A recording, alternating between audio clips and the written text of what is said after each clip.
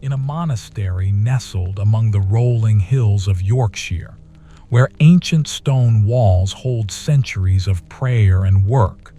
A monk named Edmund tends to the monastery's wool, carding, spinning, and weaving the fibers that clothe his brothers and sustain the community.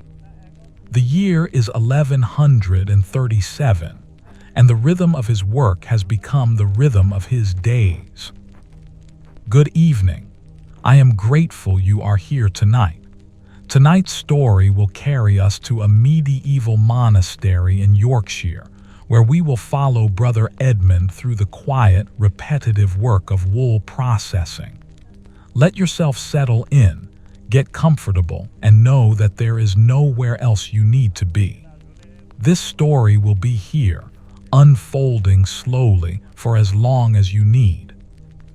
Brother Edmund was 52 years old, his fingers permanently darkened by lanolin and vegetable dyes, his movements as measured and deliberate as the psalm bells that marked each hour of the monastic day. He had come to this work late in his life, after 20 years of copying manuscripts, and it had given him something the scriptorium never could, the feeling that his hands were healing something broken in the world.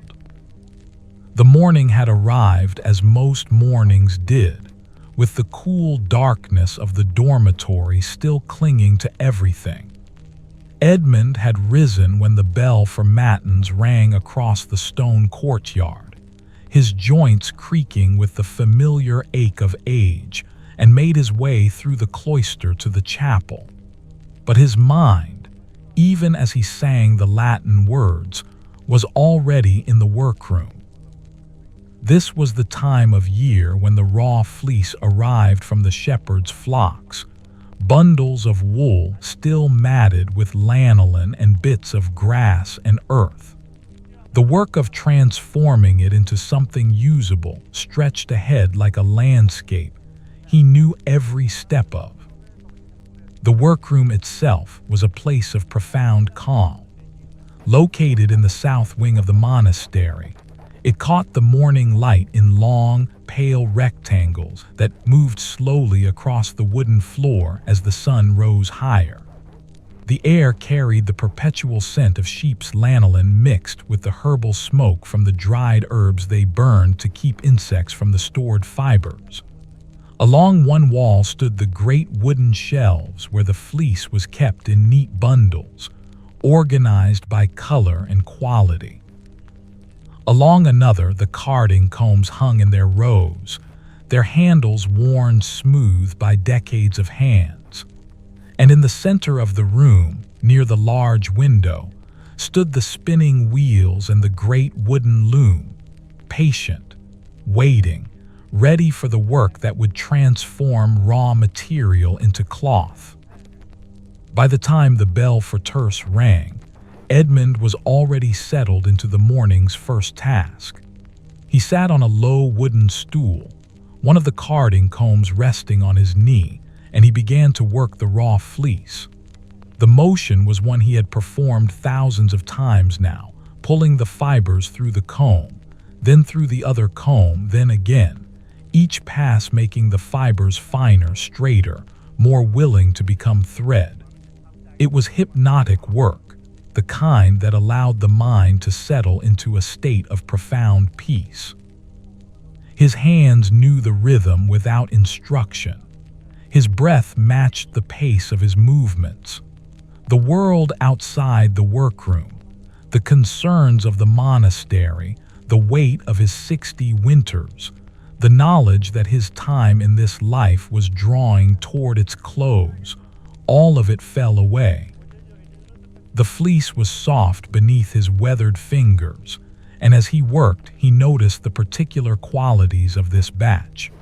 It had come from the monastery's own flock, raised on the Yorkshire hills where the grass grew thick and sweet. The wool was a cream color, with hints of pale gold where the lanolin still held the light. It was good wool, strong and fine, the kind that would make cloth suitable for the monk's habits. There was satisfaction in recognizing this, in knowing, even in the first stages of the work, that this fiber would become something worthy. Time moved differently in the workroom. What felt like a few moments of focused attention would turn out to be an hour when Edmund glanced toward the window and saw how far the light had traveled. The bell for sext rang, marking the midday hour, and he paused in his work. His hands were warm, and the small pile of carded wool beside him had grown steadily. He set down the combs and stretched his fingers, feeling the gentle ache that came from work well done. Around him, the other brothers who shared this task were similarly paused. Brother Cuthbert was setting aside his spinning wheel. Brother Aldwin had stepped away from the loom. They worked in companionable silence mostly, these men who processed the wool. Words were not necessary. The work itself was a kind of communication, a shared understanding that what they did mattered, that the patience required of them was a form of prayer. Edmund had learned over his years in the monastery that silence was not empty. It was full of things: the hum of the spinning wheel, the soft sound of fibers being drawn through the combs, the rustle of cloth being folded, the occasional quiet word of one brother to another when practical guidance was needed. The afternoon brought a different task. After the midday meal in the refectory, where one of the younger brothers read aloud from the lives of the saints, while the community ate their bread and cheese, Edmund moved to the spinning wheel. This was work that required more intention than the carding, though it too settled into a rhythm that felt almost meditative. He took up a bundle of the carded wool he had prepared in the morning and began to feed it into the wheel's draw, his right foot pumping the treadle with a steady, unhurried pace. The spinning wheel had been in the monastery for at least 30 years, perhaps longer. Its wood was dark with age and the oils from countless hands, and it hummed a low, tuneful sound as it turned. The motion of the wheel and the careful angle of his hands created thread, thin, even, strong thread that would later be woven into cloth. It was remarkable work when you stopped to think about it, though Edmund rarely did stop to think about it. The work had become so much a part of his body's knowledge that his mind was free to wander into other territories. He thought sometimes, as he spun, about the sheep themselves. He had walked past the monastery's flocks often enough to know them, gentle creatures with soft eyes and the patient way they had of moving across the hillside. He thought about how the wool grew from their bodies throughout the year, how in spring and early summer they were sheared, and how what had been part of them became, through the work of his hands and the hands of his brothers, something entirely new. There was something profound in this transformation, something that felt almost sacred. The creature's wool became the monk's habit, and the work of prayer became visible. By the time the bell for none rang in the afternoon, Edmund had produced several hanks of thread. The wheel beside him seemed satisfied with its work, and he was satisfied too. His hands had found their rhythm, and the thread flowing from his spinning had that even quality that meant it was good. Not perfect. There were small variations in thickness here and there, but honest work, work done with care and attention. The light in the workroom had shifted again. The morning sun had moved from the eastern window, and now the afternoon light came from the west, turning the stone walls a warm shade of honey. The air had warmed slightly as well, though it maintained that particular cool that stone buildings held even in summer. Edmund paused to look out the window toward the monastery's courtyard, and beyond it, the rolling hills of Yorkshire. In the distance, he could see where the monastery's flocks were grazing, small white shapes moving slowly across the green grass. The sight brought a small, quiet smile to his face. The work continued. This was the nature of wool processing. It was never finished. There was always more fleece to be carded, more thread to be spun, more cloth to be woven. The monastery's needs were constant, and the work that met those needs was unending. But there was comfort in this endlessness, comfort in knowing that your hands would never lack purpose, that there would always be a task waiting that only your particular skill could accomplish. As the afternoon deepened toward evening, Edmund found himself approaching the loom. Brother Edmund, who was the most skilled weaver in the monastery, had begun work on a new piece that morning, cloth for vestments, fine work that required his experienced hands. But there was simpler weaving too, cloth for everyday habits, and this was work that Edmund could contribute to. He took up his position at one of the smaller looms, a wooden frame strung with warp threads that waited for the weft to bring them together into cloth. The motion of weaving was different from carding or spinning.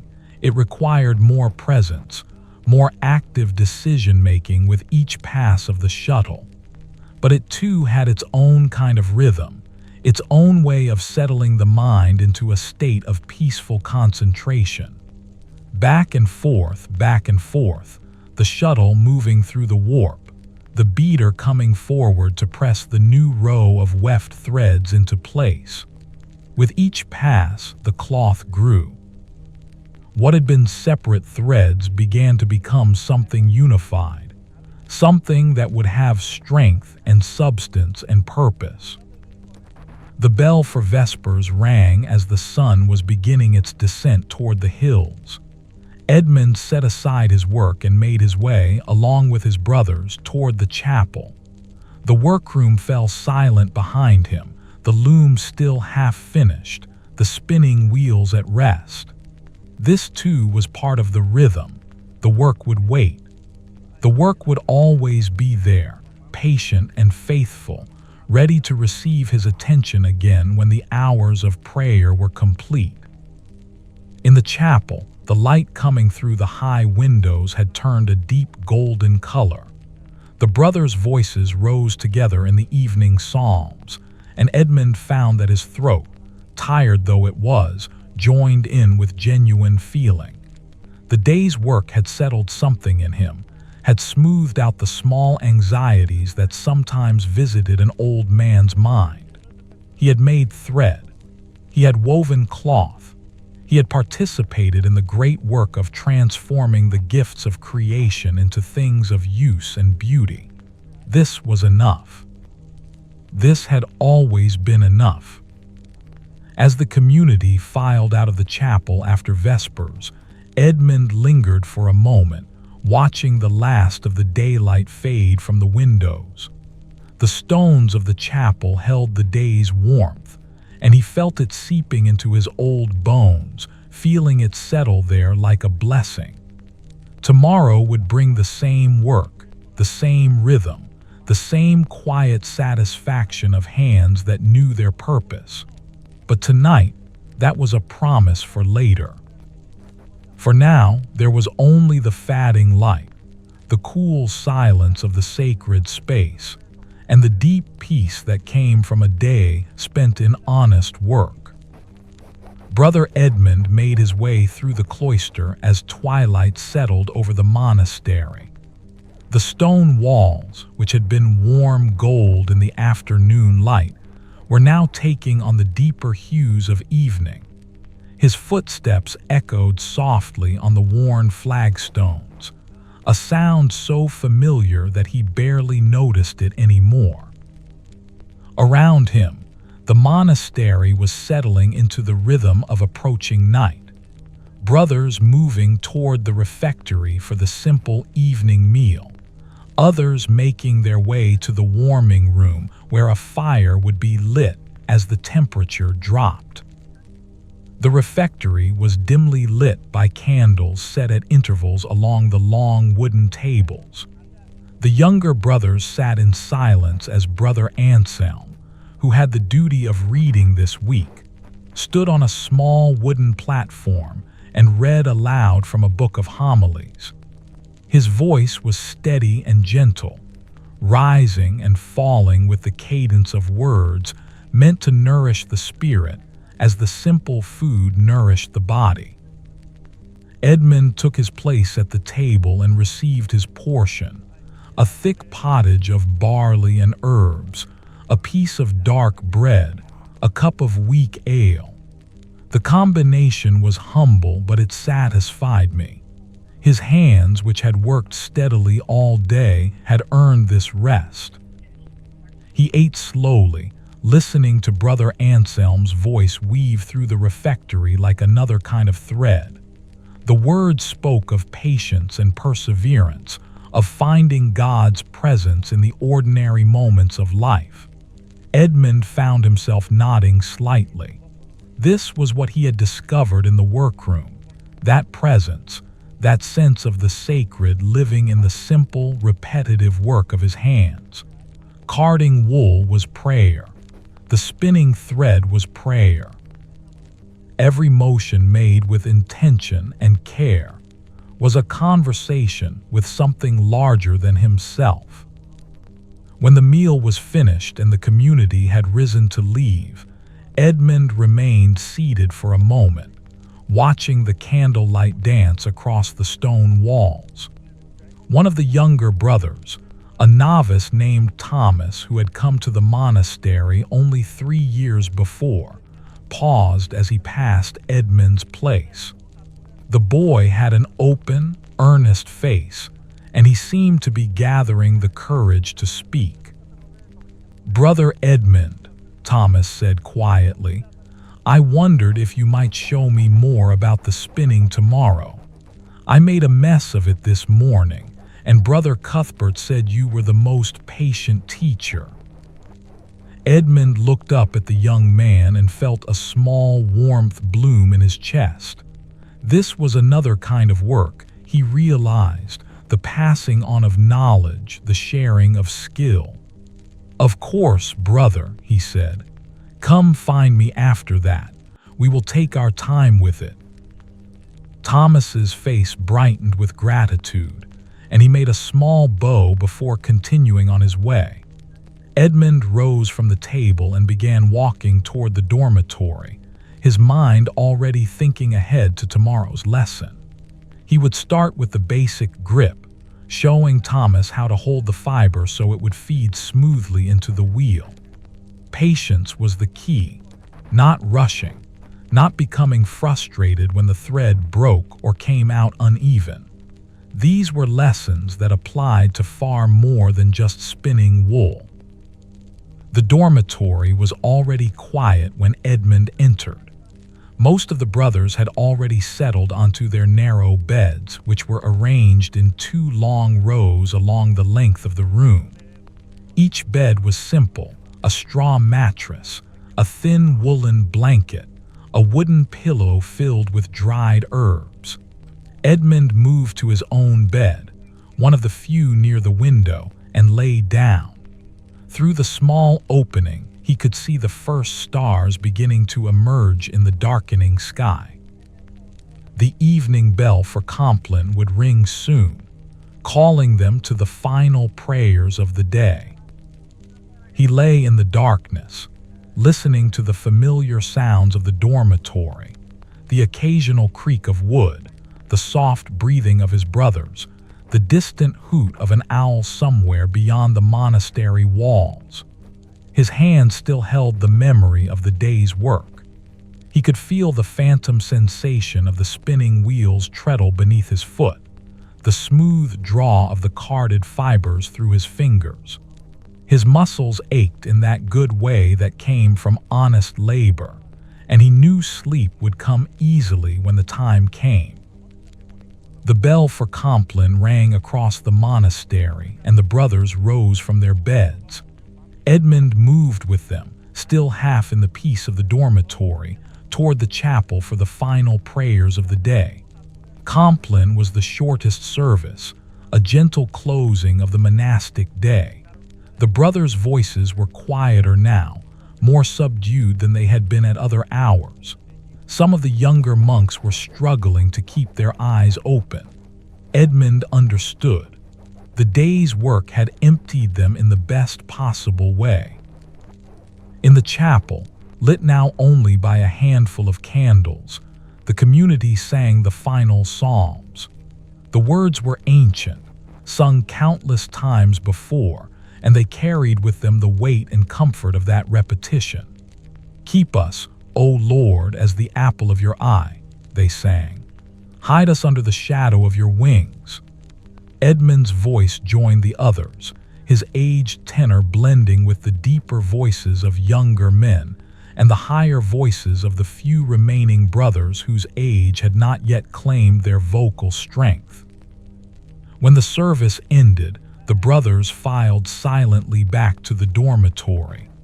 There would be no more talking, no more movement except what was necessary. The great silence had begun, the period of quiet that would hold them until after the morning service. Edmund returned to his bed and lay down once more.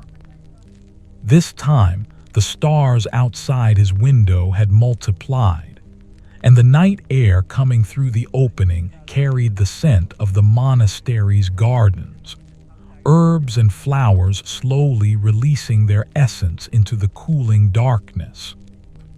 Sleep did not come immediately, but Edmund did not mind. He lay in the darkness, his mind moving gently through the day. He thought of the wool beneath his fingers, the steady rhythm of the spinning wheel, the way the thread had emerged even and true.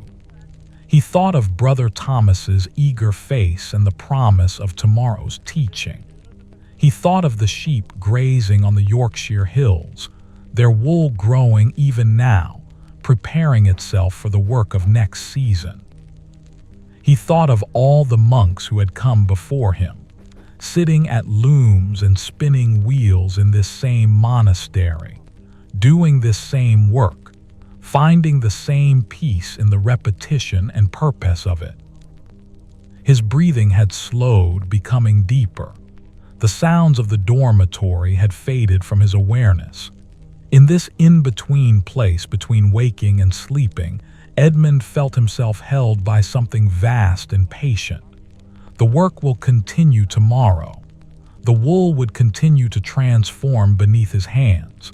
But for now, there was only this: the darkness, the cool night air, the sensation of his body sinking deeper into rest with each gentle breath. Outside the monastery, the Yorkshire night was full of small sounds, the wind moving through the trees, an animal calling from the distant fields, the endless whisper of the world continuing its own rhythms. Inside, in the dormitory, the brothers slept the sleep of those who had spent their day in honest work. Their dreams, if they had them, were gentle and undemanding.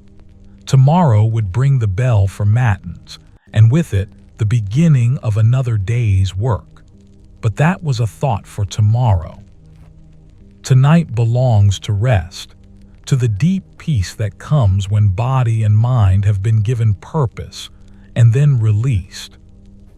Edmund's eyes had closed. His breathing had become the slow, even rhythm of true sleep. Around him, his brothers rested as well, and the monastery itself seemed to settle more deeply into the night.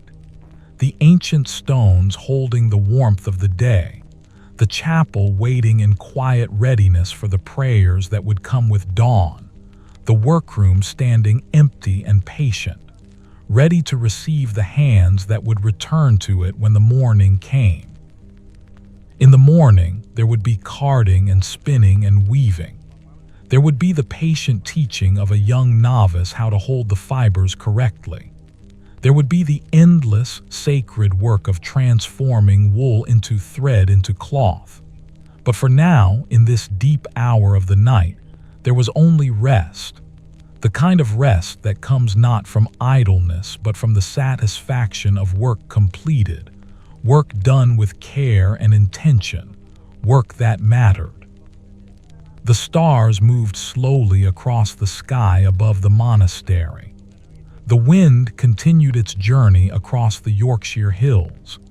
And in the dormitory, in the darkness, Brother Edmund slept the sleep of the just, his hands at peace, his mind at ease, his heart full of the quiet contentment that comes from a day spent in honest, purposeful work among those who understood the sacred nature of every well-made thread. The bell for matins rang in the darkness before dawn, its sound carrying across the monastery with the same clear tone it had sounded for decades. Edmund's eyes opened slowly, his mind rising gently from sleep like a swimmer coming up from deep water. For a moment he lay still, allowing his body to remember itself, the ache in his joints, the warmth of the thin blanket, the cool air on his face. These small sensations were familiar friends, reminders that he was still here, still alive, still useful. Around him, the dormitory was stirring. The brothers rose from their beds with the quiet efficiency of those long practiced in early rising. There was no rushing, no loud movements. The great silence still held them, and would until after the morning service. Edmund pushed back his blanket and sat up, feeling his spine settle into its morning creaks.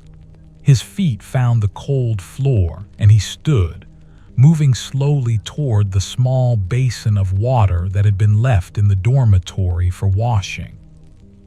The water was cold enough to bring him fully awake, cold enough to make his breath catch slightly. He washed his hands and face, his movements deliberate and careful. The workroom would be waiting. Brother Thomas would be waiting. There was the matter of the new fleece that had arrived yesterday afternoon. He had noticed it being unloaded from the cart, but had not yet had time to examine it properly. This would be a good task for the morning before the heat of the day, before the light grew too bright and harsh. The brothers filed into the chapel for matins, their forms dark shapes in the candlelight. The night office was longer than Compline, a more substantial meditation on the Psalms and Scriptures. Edmund's voice joined the others, his older tenor steady and sure. The Latin words were so familiar now that they required almost no conscious thought. His mouth knew the shapes they should make. His voice knew the melodies they should follow. This freedom allowed his mind to move into a deeper kind of attention, a state where the words themselves seemed to dissolve into pure meaning. When the service ended, the first hints of dawn were beginning to lighten the eastern sky. The community dispersed to their various duties. Edmund made his way toward the workroom, his feet knowing the path without need for thought. The kitchen brothers were already beginning their preparations for the morning meal. Somewhere in the monastery, a brother was ringing the bell for the novices to wake and prepare for their studies. The machinery of the monastic day was beginning its ancient turning. The workroom was cool in the early morning, the air still holding the night's chill.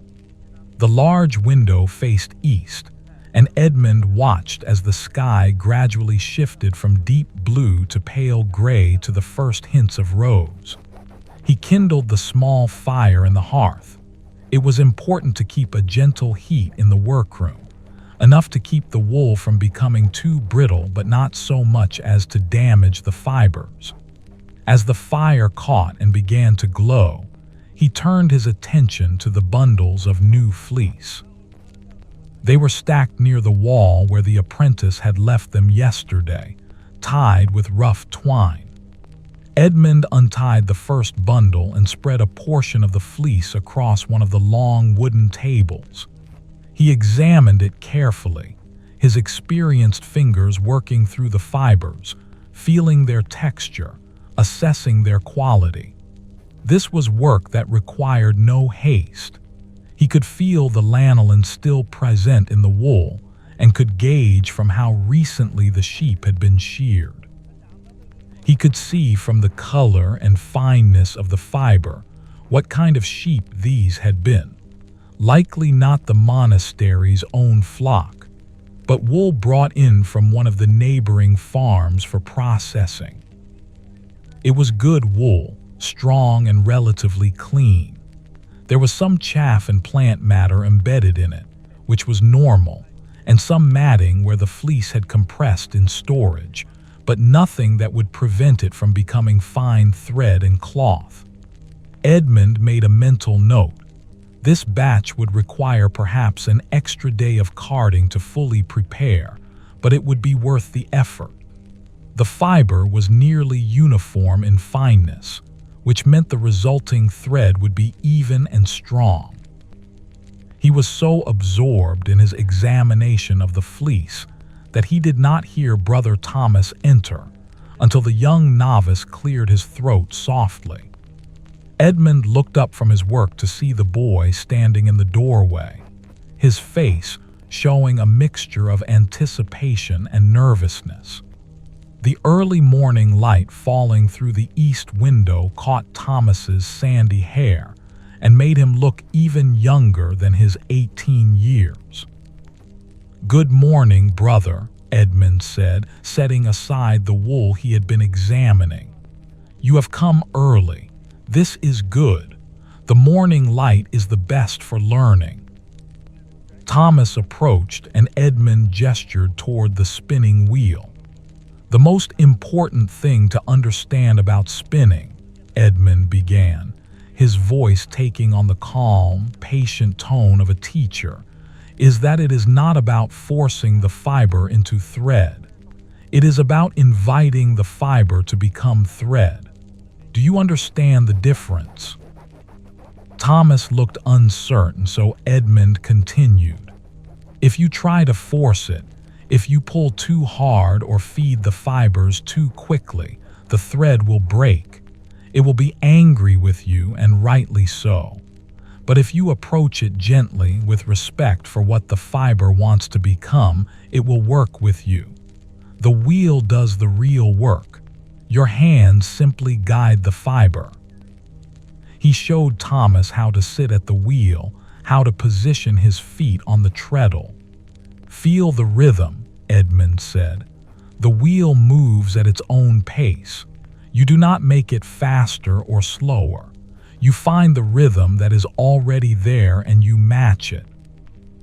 Thomas's foot began to work the treadle and the wheel began to turn.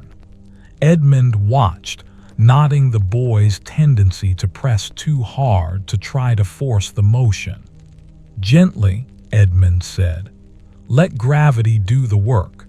Your foot is simply keeping the motion going, not creating it."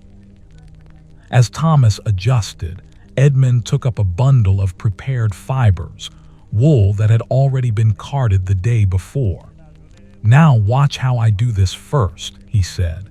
His age-darkened fingers held the fibers at just the right angle and he began to feed them into the wheel. The thread emerged smooth and even, growing from the raw fiber with an almost miraculous transformation. "See, the fiber is happy. It wants to become a thread. We are simply allowing it to do what it is meant to do." He worked for several minutes, demonstrating the motion, the angle, the speed. The thread accumulated on the bobbin, growing longer and longer. Then he stepped back. "Now you try, and remember, gently, with patience. There is no hurry." Thomas took over the wheel, his young hands trembling slightly with concentration. His first attempt produced a thread that was uneven, too thick in some places and too thin in others. But Edmund said nothing critical. Instead, he simply said, again, "This time, feel the fibers in your hands. They will tell you what they need." For the next hour, they worked together in the growing morning light. Thomas's technique gradually improved. His hands began to develop a feel for the work. There were moments when the thread broke, and Edmund patiently helped him rejoin it. There were moments when Thomas produced a section of thread that was almost perfect, and Edmund allowed himself a small nod of approval. The bell for terce rang across the monastery, marking the mid-morning hour. Edmund set aside his teaching and returned to his own work, but there was a lightness in his movements now, a satisfaction that went beyond the simple pleasure of a morning's labor. He had passed something on. He had taken knowledge that lived in his fingers and his understanding, and had begun to transfer it to a younger man. This too was part of the work, he realized. Not just the making of thread, but the teaching of how to make it. Not just the transforming of wool into cloth, but the transforming of an eager novice into a skilled craftsman. By midday, when the bell for sext rang and the community gathered for the midday meal, Edmund and Thomas had produced a considerable length of thread together. Some of it was flawed. Edmund would have set it aside for lesser work, but much of it was a good, honest thread that would serve well for everyday clothes. Thomas's face glowed with the satisfaction of having created something real, something useful. In the refectory, Edmund noticed Brother Cuthbert watching him with an expression of quiet approval. Cuthbert, who had been working the wool for longer than Edmund himself, understood the value of what had been happening in the workroom. The skill was being passed on. The work would continue, even when Edmund's own hands could no longer do it. This was another kind of transformation, not wool into thread, but knowledge into the next generation. After the meal, Edmund returned to the workroom to find Brother Aldwin preparing to begin work on the loom. Aldwin was the most skilled weaver in the monastery, a man in his 60s whose hands still moved with remarkable grace across the threads. He was beginning a new piece of cloth, and Edmund watched for a moment as Aldwin prepared the loom, checking the tension of the warp threads, ensuring that everything was properly aligned. "The wool from this morning is good," Edmund said to Aldwin.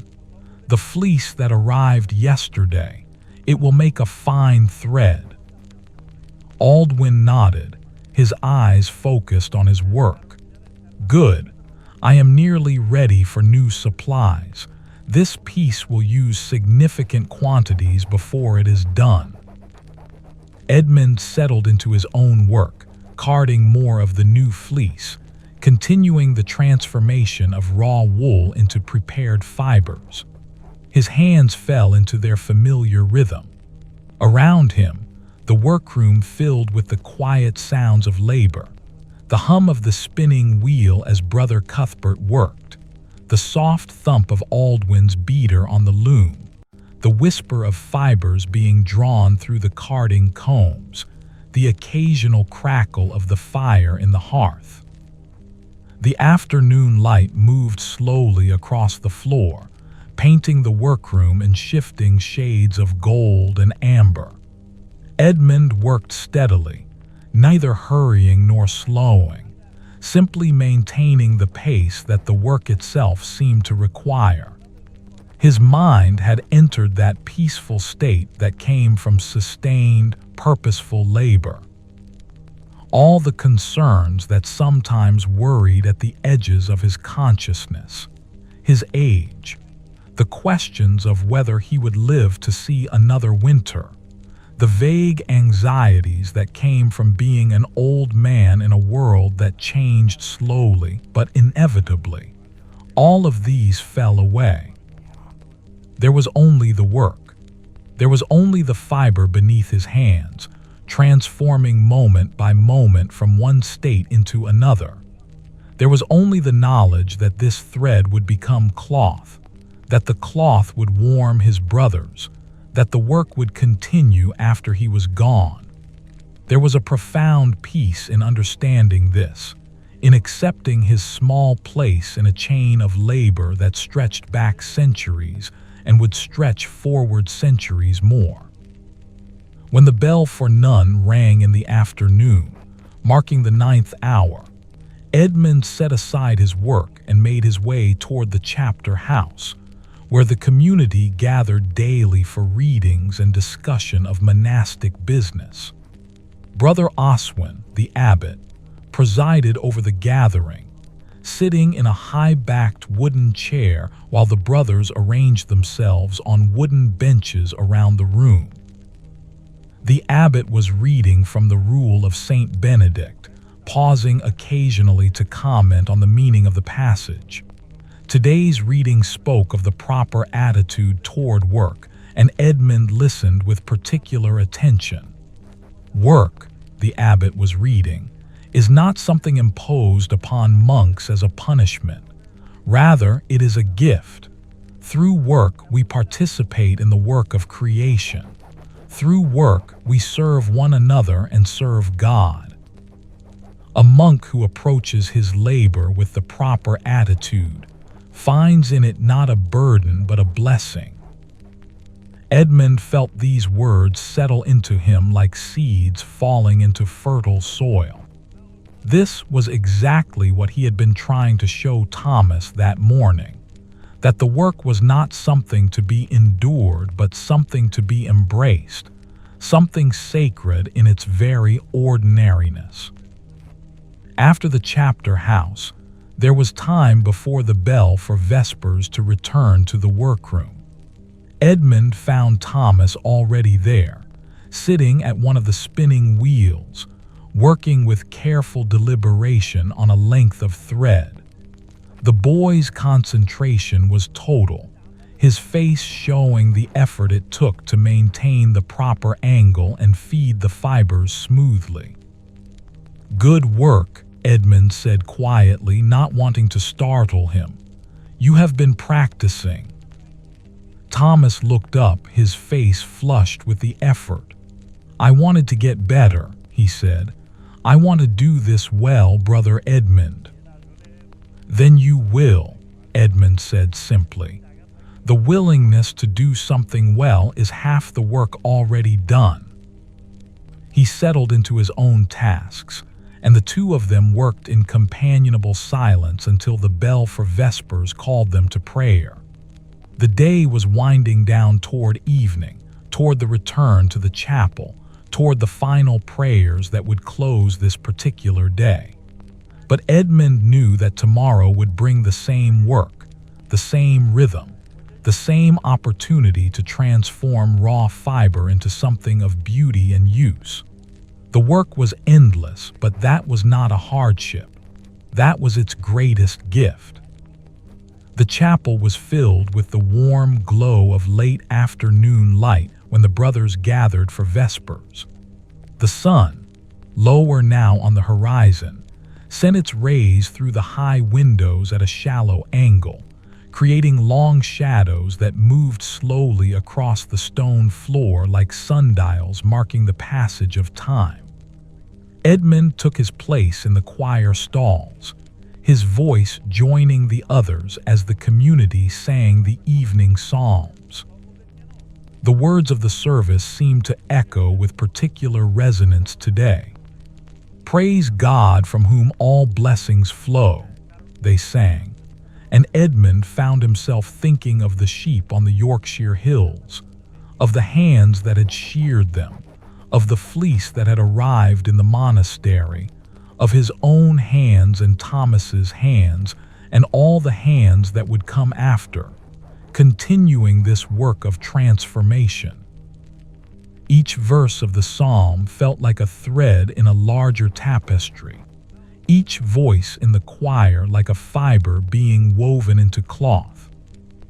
When the service concluded, the brothers filed out into the gathering dusk. The temperature had dropped as it always did when the sun began to set, and there was a crispness in the air that spoke of autumn's approach, even though summer was not yet finished. The monastery's gardens, visible through the cloister archways, were beginning to show the first subtle changes, the leaves on the apple trees holding just a hint of gold at their edges, the herbs growing more fragrant as the weather began its slow shift.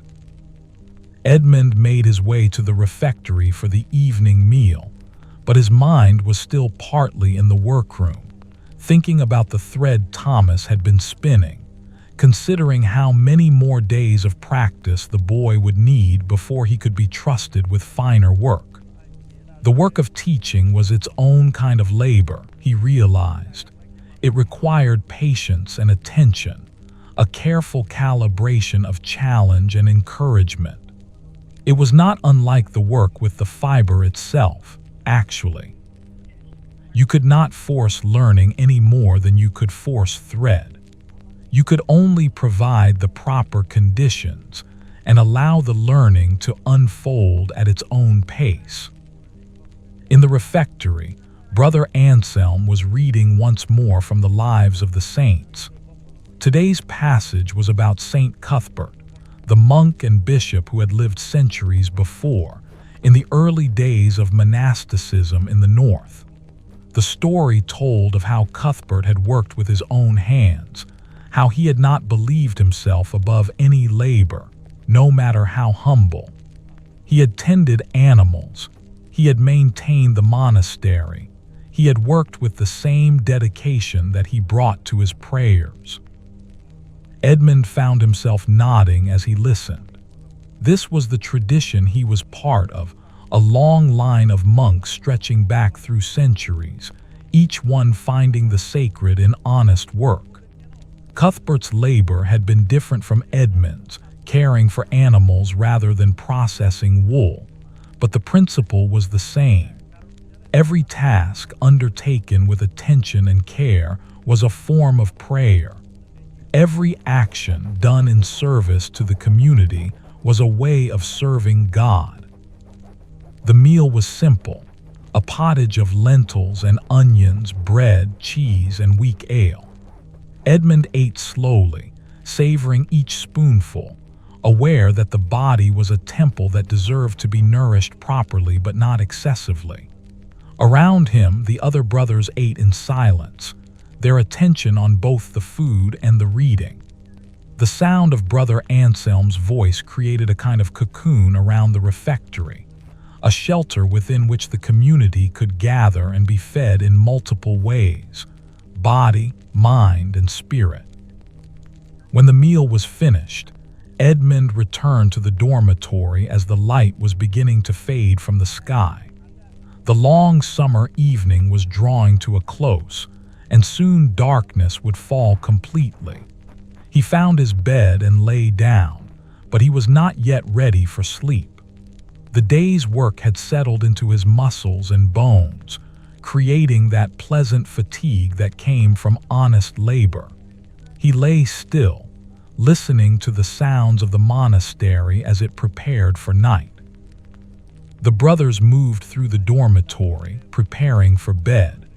There was the soft padding of feet on stone, the rustle of blankets being arranged, the occasional quiet cough or sigh. Someone whispered a brief prayer.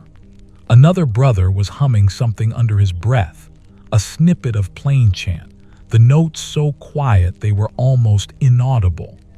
These small sounds were the ordinary music of community life, sounds that Edmund had heard hundreds of times over his years in the monastery. From somewhere outside, he he could hear the evening sounds of the Yorkshire countryside. An owl was calling from the woods beyond the monastery walls. The wind was moving through the trees, carrying with it the sense of growing things, the ripening grain in the fields, the herbs in the monastery gardens, the wild flowers that grew in the meadows.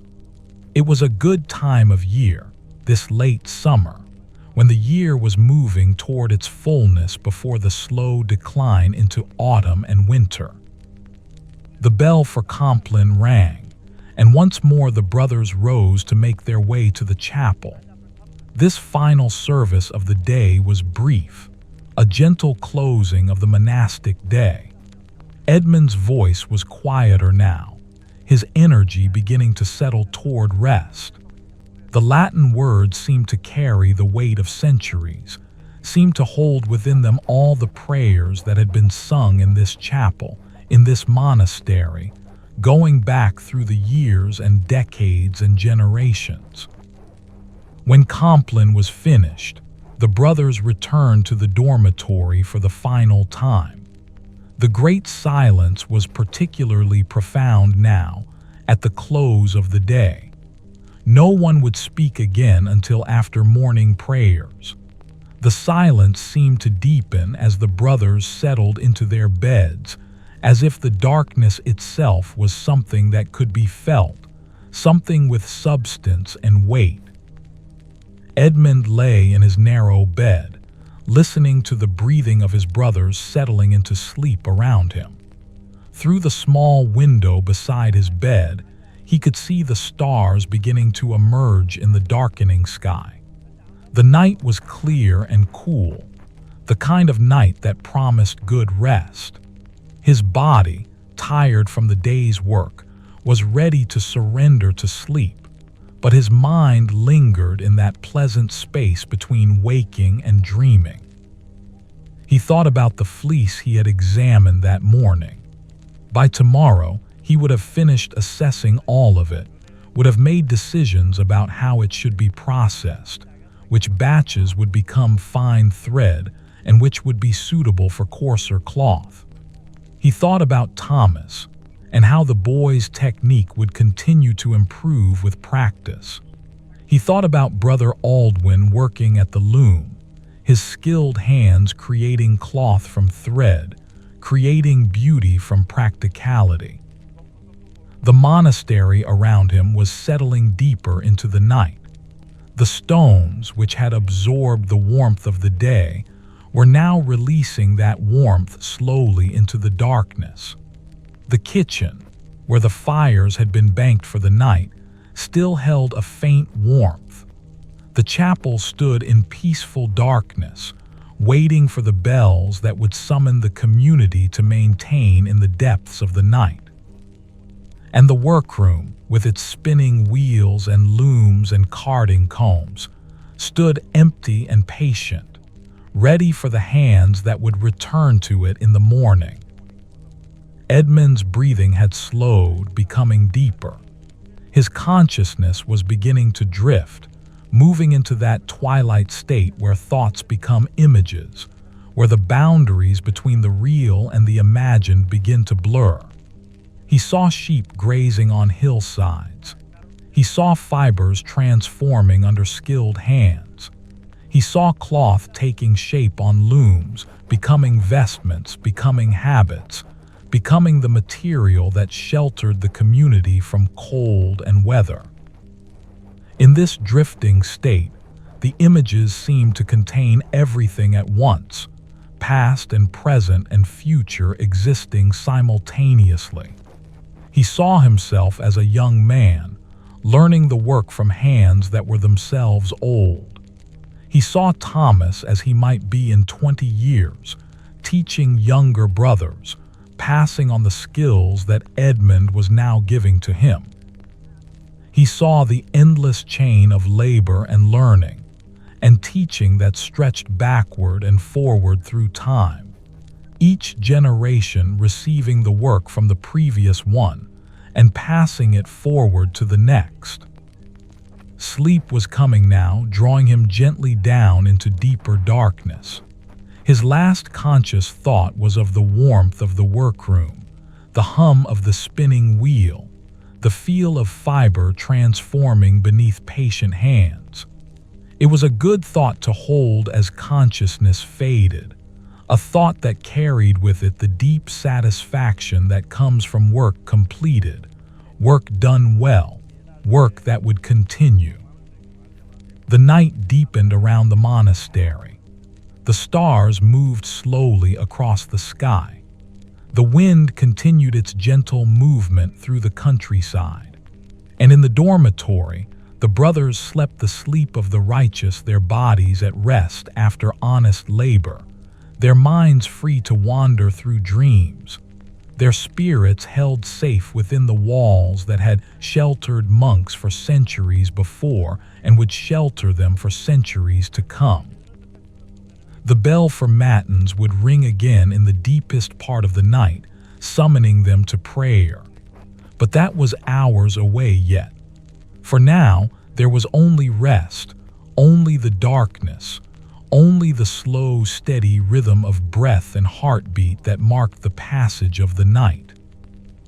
Edmund slept deeply and peacefully, his hands still holding the memory of the day's work, his mind at ease, his heart full of the quiet contentment that comes from a life lived in service and labor, from hands that had learned to create beauty from simple materials, from days measured out in the endless, sacred rhythm of work and prayer and rest.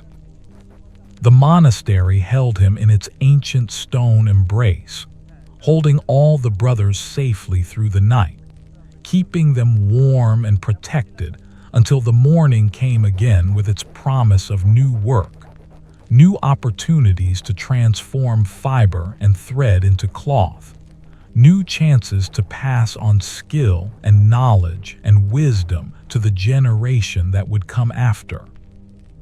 This was the way of the monastery, endless, patient, peaceful, and Edmund slept within it as he had slept countless nights before, knowing that tomorrow would bring the same work, the same rhythm, the same deep peace that came from understanding one's place in something vast and eternal.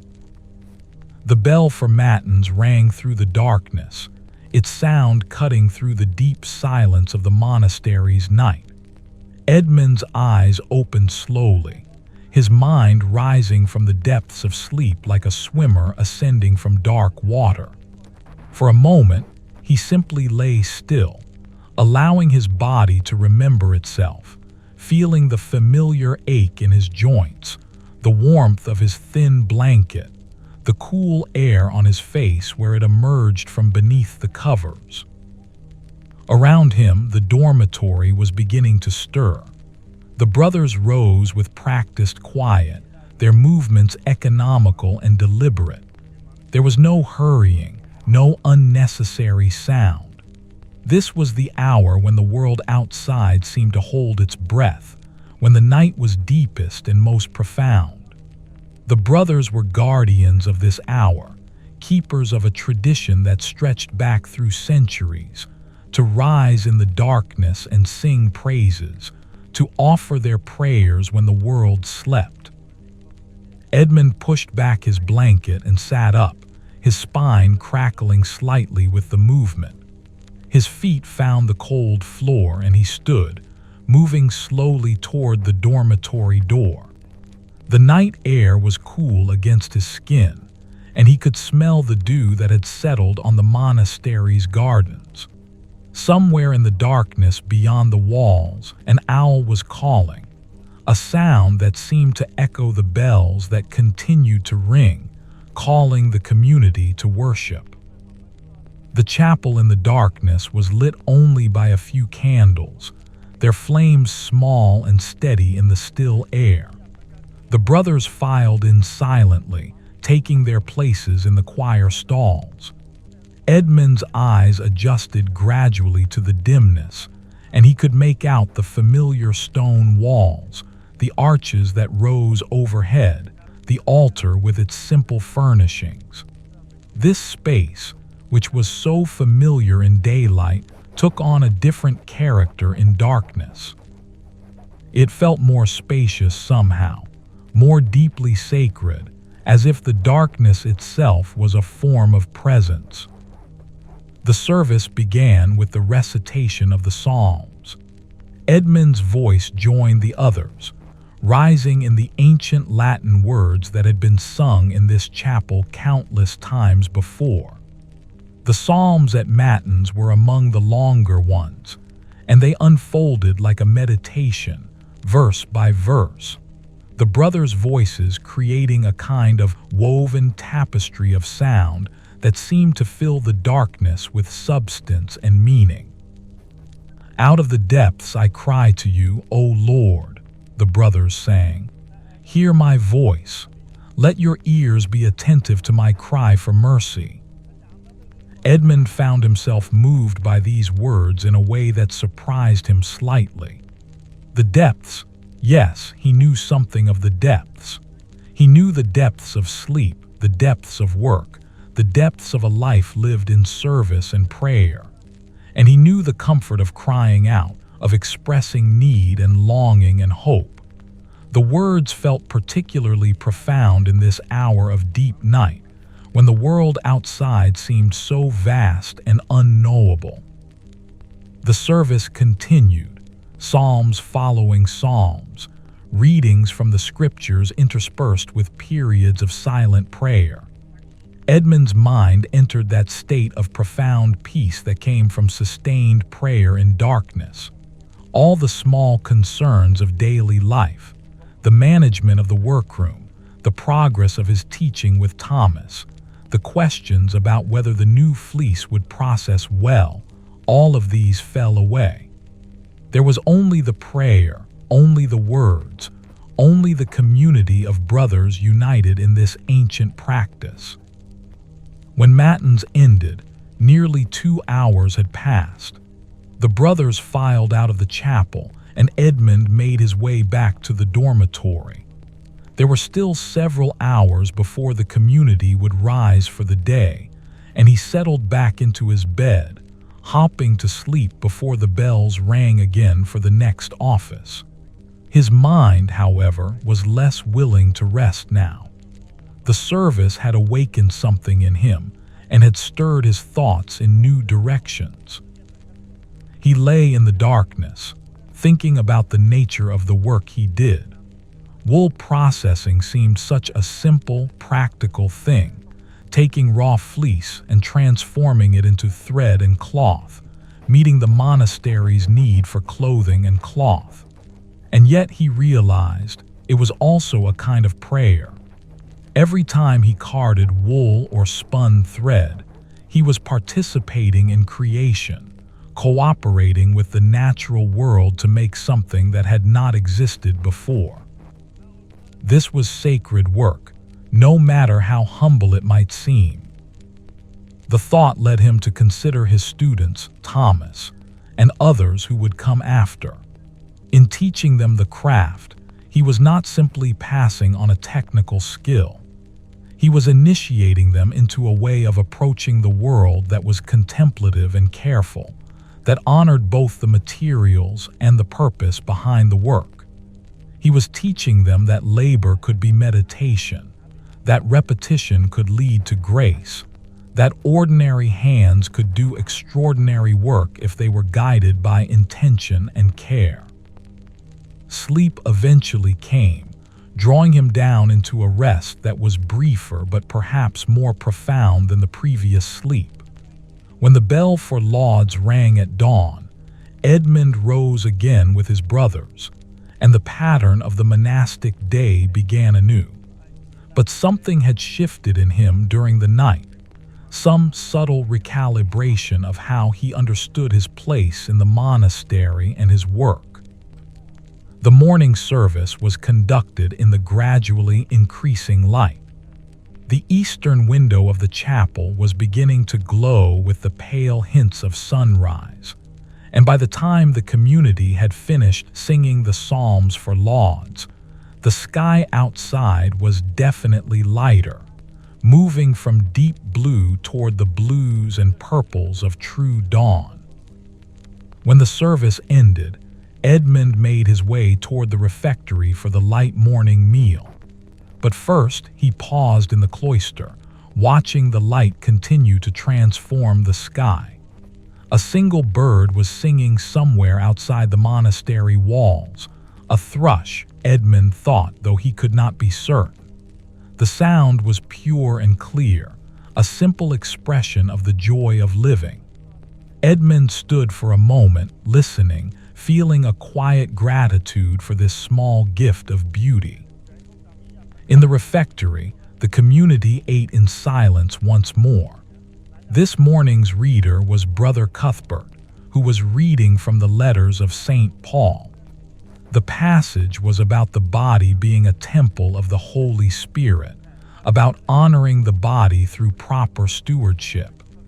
Edmund found himself thinking about his own body, 52 years old, still strong enough for the work, but beginning to show the inevitable signs of age. He thought about the hands that had learned their trade through decades of practice, about the feet that still climbed the stairs to the dormitory without too much complaint, about the voice that could still join the choir, even if it was not as strong as it had been in younger years. Gratitude welled up in him, gratitude for a body that still worked, that still had purpose, that could still contribute to the community's welfare. Many men his age had already passed beyond the ability to do physical labor. Edmund was blessed to still have his strength and his skill. After the meal, Edmund made his way to the workroom. He found Brother Thomas already there, having arrived early to begin practice on the spinning wheel before the full day's work began. The young novice's face lit up when he saw Edmund.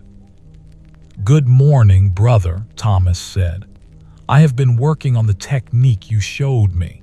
I think I am improving." Edmund examined the thread that Thomas had produced that morning. It was noticeably better than the previous day's work, more even, more consistent in thickness, showing a developing feel for the proper angle and tension. There were still some imperfections, still places where the thread was slightly thicker or thinner than ideal, but the overall quality was steadily advancing. "Very good," Edmund said, and he meant it genuinely. "You are beginning to develop the feel for it. The hands are learning what the mind has been taught. This is the crucial transition, when knowledge moves from being something external that you must think about consciously to being something internal that your hands simply know. When this happens, you will be well on your way to mastery." Thomas's face glowed with pride at the praise. "How long do you think it will take me to be able to do this on my own, without guidance?" Edmund considered the question carefully. "That depends on how often you practice and how attentive you remain to the work. If you come to the workroom regularly and continue to be thoughtful about what you are doing, perhaps 6 months before you could be trusted with significant quantities of thread for everyday clothes. A year or more before you would be ready for finer work. But remember, the mastery never truly ends. I have been working with wool for more than 30 years, and I am still learning, still noticing things about the process that I had not understood before." The morning progressed into the work of the day. Edmund returned to the systematic assessment of the fleece that had arrived, carding batches and sorting them by quality. The finest fibers would become thread for vestments and other fine cloth. The coarser fibers would be used for everyday habits and rough cloth for various monastic purposes. Nothing was wasted. Every bit of the fleece had its use, its purpose, its appropriate place in the hierarchy of textile work. By mid-morning, the workroom was full of activity. Brother Cuthbert was working at one of the spinning wheels, producing a steady stream of thread. Brother Aldwin was at the great loom, and the rhythmic sound of his work, the soft thump of the beater pressing each new row of weft thread into place, created a kind of percussion that seemed to mark the pace of the morning's labor. Edmund found himself in a state of profound contentment. This was his work, this was his place, this was what his life had become. Not grand or dramatic, not impressive by the standards of the world outside the monastery walls, but deeply satisfying in its own way. Every thread that was spun here would clothe a brother. Every piece of cloth woven here would serve a purpose. The work mattered, not because it was spectacular, but because it was necessary and it was done with care. Around midday, Brother Oswin, the abbot, entered the workroom. It was not unusual for the abbot to visit the various workshops. He took seriously his responsibility to understand and support all the work that kept the monastery functioning. But there was something purposeful about his visit today, something that suggested he had something particular in mind. "Brother Edmund," the abbot said, his voice gentle but carrying the weight of authority, "I have been hearing good reports about your work with the novice Thomas. Brother Cuthbert tells me that the boy is progressing well and that he shows real aptitude for the craft." Edmund bowed his head slightly in acknowledgement. "The boy has a willing spirit and an attentive mind. With continued practice, I believe he will become a skilled spinner." "This is good to hear," the abbot said. He paused, seeming to gather his thoughts. "I have been considering the matter of the workroom's future. You are not a young man, Brother Edmund, and while I pray that you will continue in good health for many years to come, it is wise to think about succession. I am considering establishing a more formal apprenticeship program, with you as the primary teacher. This would give you the support and recognition that your expertise deserves, and it would ensure that your knowledge is properly passed on." Edmund felt something shift in his chest, a mixture of gratitude and a subtle kind of melancholy. His work was being recognized and honored, which brought him genuine joy. But the recognition also acknowledged the reality that his time in the monastery was not infinite, that eventually someone else would need to carry forward what he had learned. "I am honored by your confidence, Father Abbot," Edmund said carefully. "I will do whatever you believe best serves the monastery. If teaching is to be my primary task, then I will approach it with the same care and attention that I have always given to my labor." "Excellent," the abbot said. "We will begin with Thomas, as he is already showing promise, and we will watch for other novices who show aptitude for this work. Gradually, we will build a group of skilled workers who can ensure that this essential work continues long after we have all returned to dust." After the abbot had departed, Edmund sat quietly at one of the work tables, processing this conversation. The work would continue after him. This was something he had always known intellectually, but now it was being formalized, acknowledged, made real. His knowledge and skill were valuable enough to warrant careful preservation and transmission. In a way, this was the greatest honor that could be granted to a craftsman, the recognition that his work was worth preserving, that his knowledge should be passed on, that he was part of a chain of tradition that mattered.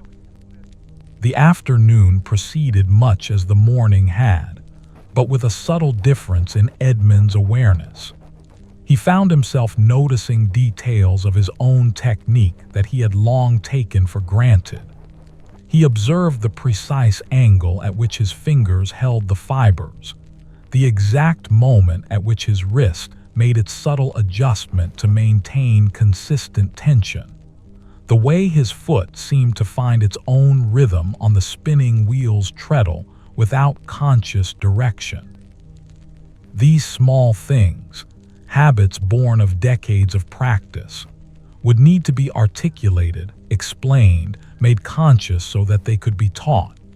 This would be a new kind of work, Edmund realized. Teaching was not simply doing the work yourself and having someone watch. Teaching was about breaking down the accumulated skill into its component parts, about understanding why each step mattered, about finding the right words and demonstrations to help someone else internalize what you knew. When the bell for none rang in the afternoon, marking the 9th hour, Edmund took a step back from his work and allowed his awareness to broaden. The workroom was a space of quiet industry. The sound of the spinning wheels, the occasional soft conversation between brothers, the gentle crackle of the fire in the hearth. These sounds had become almost invisible to him through familiarity, but now he heard them freshly, as if hearing them for the first time. This too was a kind of prayer, he thought. This ordinary sound of work continuing, of hands engaged in purposeful labor, of the daily transformation of raw materials into finished goods that would serve the community. If he had ever doubted the spiritual significance of his work, he did not doubt it now. The afternoon light began its slow journey toward evening. Edmund continued his carding, his hands moving in their familiar patterns. His mind settled into that peaceful state that came from sustained, meaningful labor. Somewhere in the monastery, bells would be ringing to call the brothers to the various offices of prayer that structured the monastic day. But here in the workroom, the work continued. The endless, sacred transformation of fiber into thread into cloth. The work that would sustain the community and continue long after Edmund himself was gone. The bell for vespers rang as the sun began its descent toward the western hills. Edmund set aside his carding combs and allowed his hands to rest for a moment. They were warm from the day's work, and there was a familiar ache in his fingers that spoke of good labor completed. Around the workroom, the other brothers were also pausing in their tasks, preparing to make their way to the chapel for the evening service. Brother Thomas approached Edmund as the others filed out. The young novice's face held a question, and Edmund waited patiently for the boy to gather his thoughts. "Brother Edmund," Thomas said slowly, "Brother Oswin spoke to me this afternoon. He said that I am to continue learning from you, that it is to become my primary task in the monastery. He called it an apprenticeship." Thomas paused, then added, "I wanted to thank you. I know you are giving me a great opportunity." Edmund placed a hand on the boy's shoulder. "You are receiving this opportunity because you deserve it, because you have shown the willingness to work carefully and the humility to learn from instruction. These are the most important qualities a craftsman can have. The technical skill will develop with time and practice, but the spirit with which you approach the work, this is what truly matters." Together, they made their way toward the chapel. The late afternoon was warm, and the monastery's gardens glowed in the golden light. As Edmund walked, he found himself noticing details he had seen thousands of times before but never quite consciously registered. The way the light fell on the ancient stones, the sound of birds settling into the trees for the evening, the particular quality of the air, neither hot nor cold, but perfectly balanced between the two. In the chapel, the community gathered once more. The service of Vespers was one of Edmund's favorites, longer than Compline but shorter than Matins. It seemed to contain just the right balance of contemplation and engagement.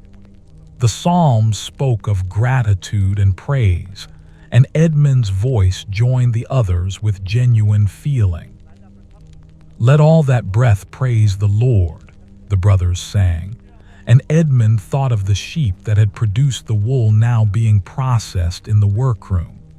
He thought of the hands that had sheared them, the hands that had transported the fleece, his own hands that now worked with it.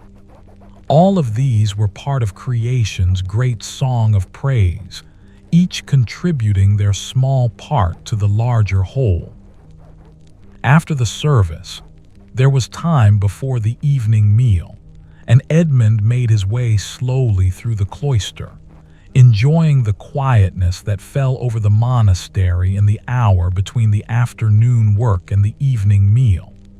He paused near the courtyard and looked up at the sky, which was beginning to shift from blue toward purple at its edges. The day was ending, as every day must, but there was no sense of loss in this.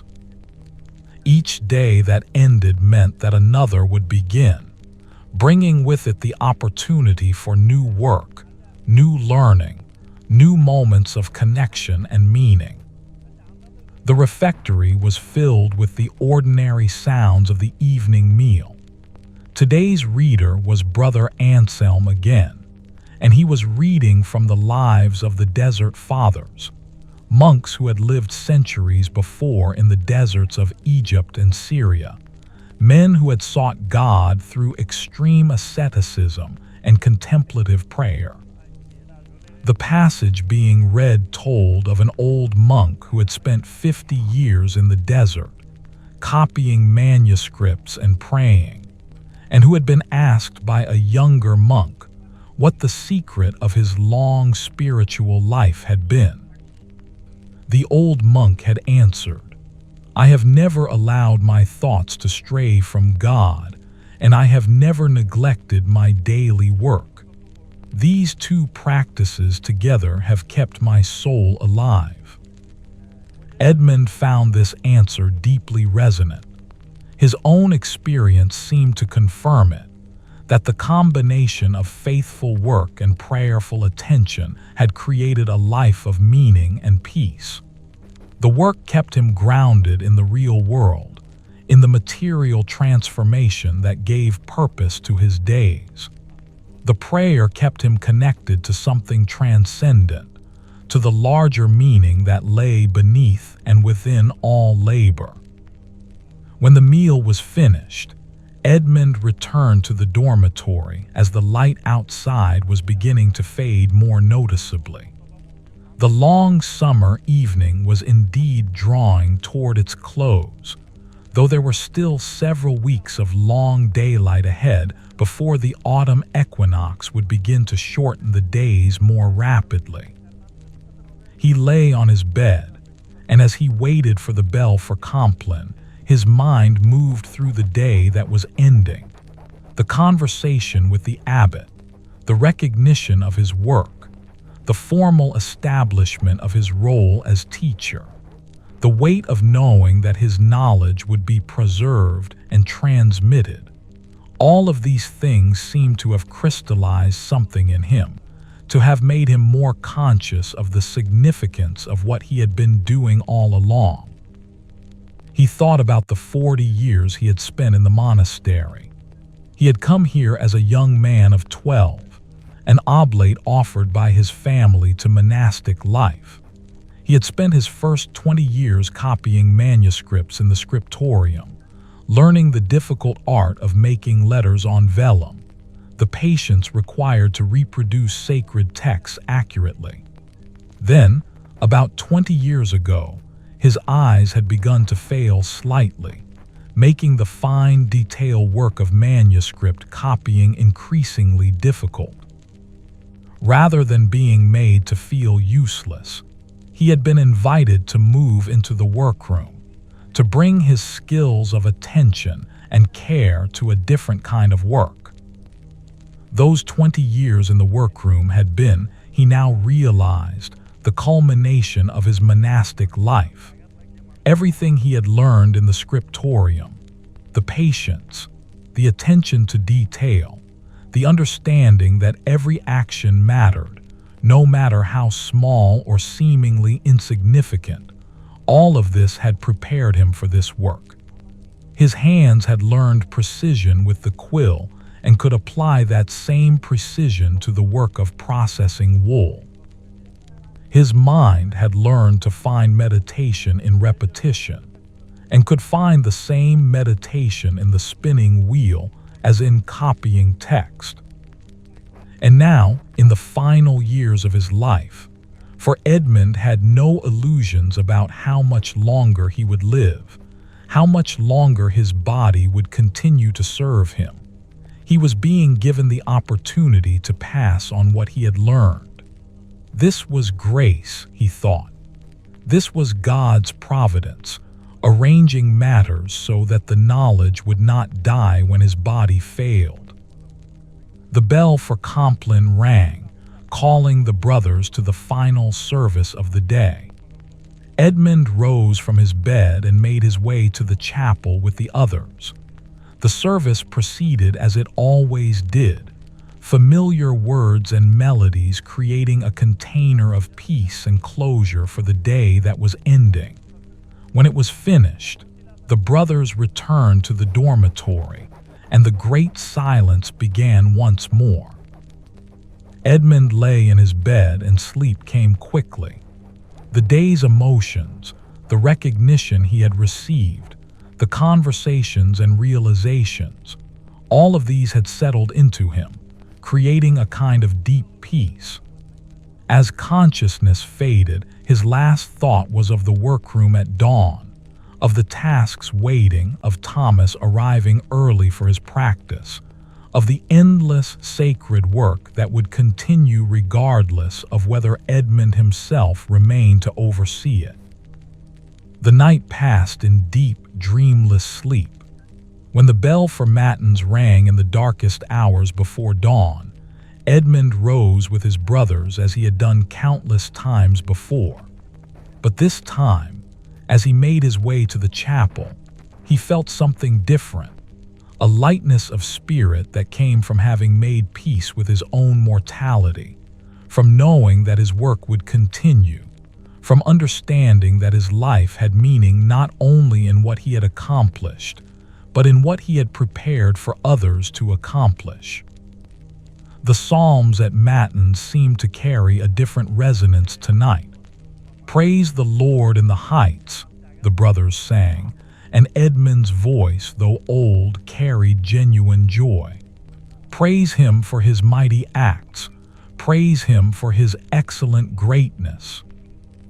The service continued through the long night office, and Edmund remained fully present, his attention undivided, his heart engaged.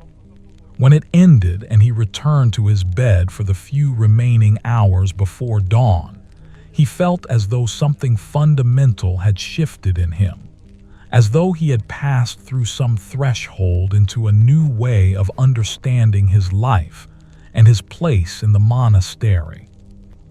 The remaining hours of darkness passed swiftly. When the bell for lauds rang at dawn, Edmund rose once more, and the cycle of monastic life began anew. But he moved through this day with a particular awareness, a consciousness of each moment as a gift, each task as an opportunity, each encounter as a chance to express the love and care that had become the substance of his spiritual practice. In the workroom, after the morning meal, Edmund found Thomas waiting with evident eagerness.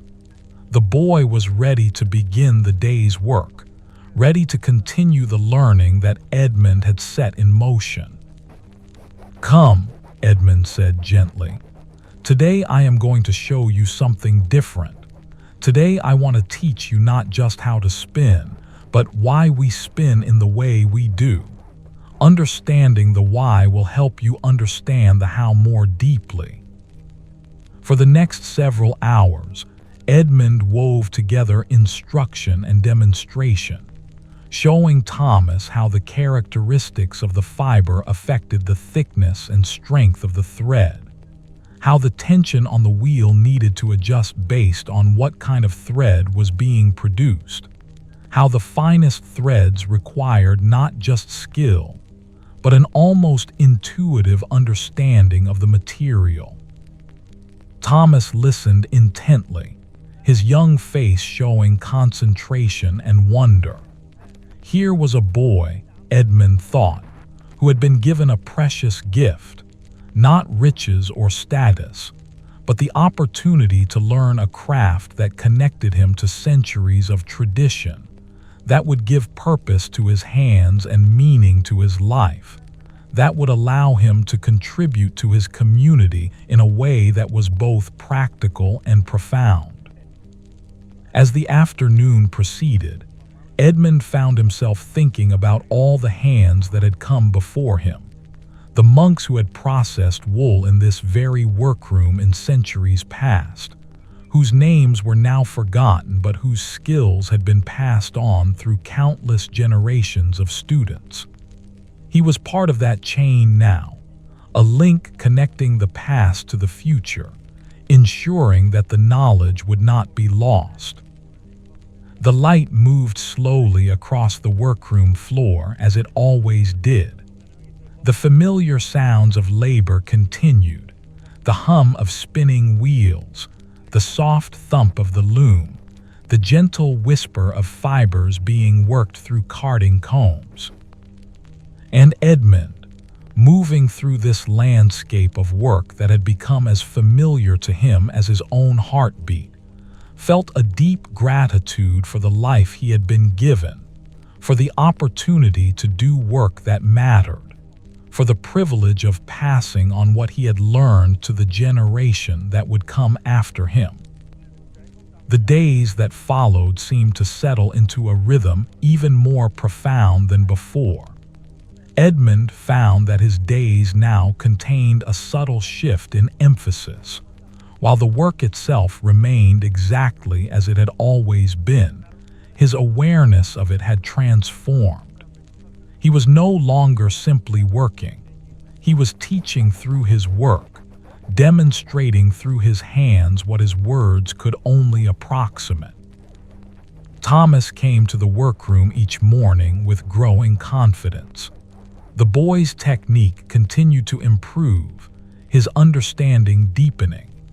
Edmund noticed how Thomas had begun to develop his own small habits, the way he would pause before beginning a new length of thread, as if entering into a moment of quiet attention, the way his foot found its rhythm on the spinning wheel's treadle without conscious direction.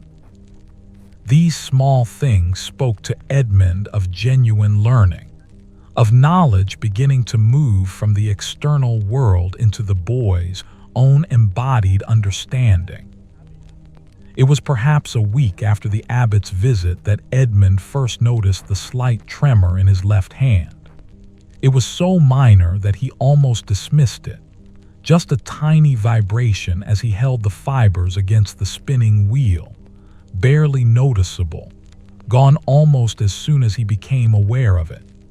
He said nothing about it to anyone, not wanting to cause concern or invite the kind of worried attention that sometimes came when a monk showed signs of age or infirmity. But Edmund was too observant a man not to notice patterns. Over the following days, the tremor appeared occasionally, always in his left hand, always very slight, always seeming to pass quickly. It did not affect his work noticeably. His hands still knew their tasks, still moved with practiced precision. But Edmund was aware of it, aware of this small signal from his body that time was continuing its inexorable movement, that the body that had served him so faithfully for 52 years was beginning, in small ways, to show the wear of those years. He did not despair at this. Instead, he found it clarified something for him. The recognition that his time was limited, not urgently limited perhaps, but limited nonetheless, seemed to deepen his appreciation for each day, each task, each moment of connection with his brothers. One afternoon, as Edmund was working with a particularly fine batch of wool, Brother Oswin entered the workroom again. The abbot observed the work for a time, watching as Edmund's hands moved through the familiar motions of carding, watching as Thomas practiced at a spinning wheel under Edmund's patient guidance. "You are teaching him well," the abbot said quietly. "I can see it in how he works." "He has a willing spirit," Edmund replied. "The rest follows from that." "I have been thinking," the abbot continued, "about the future of this work. I have decided that we should formalize a workshop schedule, dedicating certain hours each day specifically to teaching. This will ensure that the knowledge is properly preserved, and it will give you the support you deserve for the important work you are doing." Edmund acknowledged this with a nod. He had expected something of this sort, and he welcomed it. Having official time designated for teaching would allow him to be more systematic, more thorough in what he conveyed to Thomas and whatever other students might come. "There is another matter," the abbot said, his voice taking on a slightly different tone. "I have been receiving reports from the infirmary. He tells me that you visited him last week for a sleeping draught." Edmund felt a moment of mild surprise. He had indeed visited the infirmarian, Brother Cormac, a few days before, seeking something to help him sleep more soundly. The tremor in his hand had been making him slightly anxious at night, and he had thought a gentle sleeping draught might help. But he had not realized the infirmarian would report this to the abbot. "I had some restlessness," Edmund admitted. "Brother Cormac was most helpful." "The infirmarian is concerned," the abbot said gently, "that this restlessness might indicate some concern or worry on your part. I want to assure you that if there is anything troubling you, anything you wish to discuss, my door is always open. You have served this monastery faithfully for 40 years. Your well-being is important to us."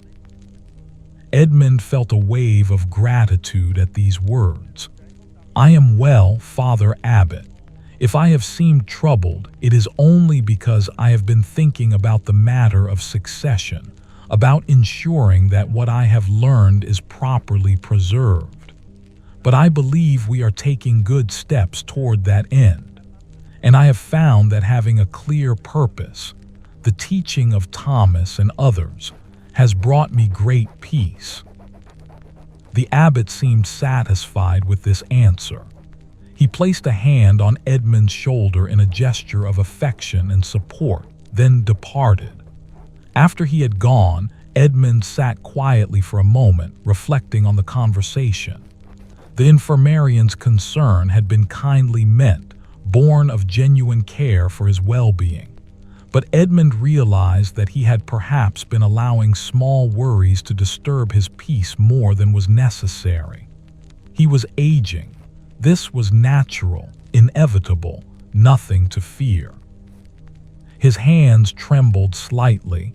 This too was natural. His mind was active, sometimes running ahead to concerns about the future. This too was human. What mattered was that he remained present to his work, remained engaged with his teaching, and remained faithful to the rhythms and practices that had sustained him for 4 decades. Everything else would unfold as it was meant to unfold. That evening at Compline, Edmund found himself particularly moved by the ancient words of the service. The final blessing always concluded with the same Latin phrases, words that had been spoken at the close of the monastic day for centuries. The Lord granted us a quiet night and a perfect end. As Edmund walked back to the dormitory, these words seemed to carry a deeper meaning than usual. A perfect end. What would that look like for him? He was not afraid of death. The monastic life had taught him over decades to understand death not as an enemy but as a transition, a return to God, a completion of the work begun in life. But he was grateful, he realized, that he had been given the opportunity to complete his work in a meaningful way, to pass on what he had learned, to contribute to the continuity of the tradition that had sustained him. Sleep came easily that night without need for the infirmary's draft. Edmund's dreams were peaceful and fragmentary, images of sheep grazing on hillsides, of fibers transforming beneath his hands, of Thomas's face growing more confident with each passing day. When he woke in the darkness before matins, he felt rested and at peace. The weeks continued their passage. Summer began its slow transition toward autumn, though the days remained warm and long. Thomas grew more skilled with each passing day. The young novice began to spend less time practicing the basics and more time working on actual projects, producing thread for the monastery's needs, learning to judge quality and consistency, beginning to develop the eye and the hands of a true craftsman. One afternoon, as Thomas was producing a particularly fine length of thread, Edmund found himself stepping back and simply observing the boy work. Thomas was so absorbed in his task that he did not notice Edmund's scrutiny. His face held an expression of deep concentration, and his hands moved with a grace and confidence that had been absent just weeks before. It was remarkable, Edmund thought, how quickly a young person could develop competence and skill when the instruction was good and the desire to learn was genuine. Edmund made a decision at that moment. He walked to the cupboard where the finest wool was stored, the wool selected from the very best fleece, reserved for the most important projects. He took out a small bundle of this wool and brought it to Thomas. "Today," Edmund said quietly, "you are going to learn to spin the finest thread. This wool has been selected for quality and fineness. It requires the most delicate touch, the most careful attention. But I believe you are ready to learn this work now." Thomas's eyes widened. He understood what this meant, that his teacher judged him ready for the most advanced work. "I will do my best, Brother Edmund. I will not waste this wool." "I know you will not," Edmund said. And it was true. He had come to trust Thomas not simply because of the boy's developing skill, but because of the spirit with which the boy approached the work. This was the most important quality, the willingness to care deeply about doing things well, to see the work as something worthy of one's full attention and best effort. For the next several hours, Edmund worked with Thomas on spinning the finest wool. His own hands rested much of the time now, simply observing, occasionally offering a gentle correction or suggestion. But mostly he allowed Thomas to work, to discover through his own hands the particular qualities of the finest wool, the way it required an even more delicate tension, the way the thread that emerged was so fine that it seemed almost insubstantial until several strands were twisted together. By the time the bell for none rang, Thomas had produced several lengths of this finest thread. It was not perfect. There were places where it was slightly thicker or thinner than ideal, but it was genuinely good work, work that could be used for fine vestments or other important projects. Edmund examined the thread carefully, then looked at Thomas. "This is excellent work. You have learned well and quickly, but understand something important. You are not finished learning. No one ever is. Even after 40 years, I still discover new things about this work. Mastery is not a destination you arrive at. It is a path you continue to walk for as long as you live." Thomas nodded solemnly, understanding the deeper meaning in Edmund's words. The weeks continued their gentle progression. Summer moved unmistakably toward autumn now. The light had begun to change, taking on a quality that was distinctly different from the bright, high light of midsummer. The days were still warm, but there was a crispness in the early morning and late evening that spoke of the season's slow turning. Edmund found that his body was asking more of him now. The tremor in his left hand came more frequently, though it remained minor and did not significantly interfere with his work. He tired more easily in the late afternoon, though the morning hours remained full of energy and focus. These small changes did not trouble him.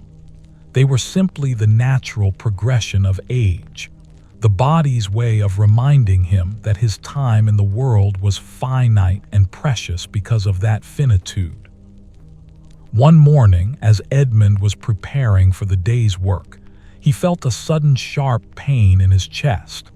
It lasted only a moment and then it was gone, leaving him unsure whether it had been a real pain or simply his anxiety manifesting physically. He sat for a moment, breathing carefully, allowing his heart rate to settle. When the pain did not return, he rose and continued with his day as planned. But the moment had shaken him slightly.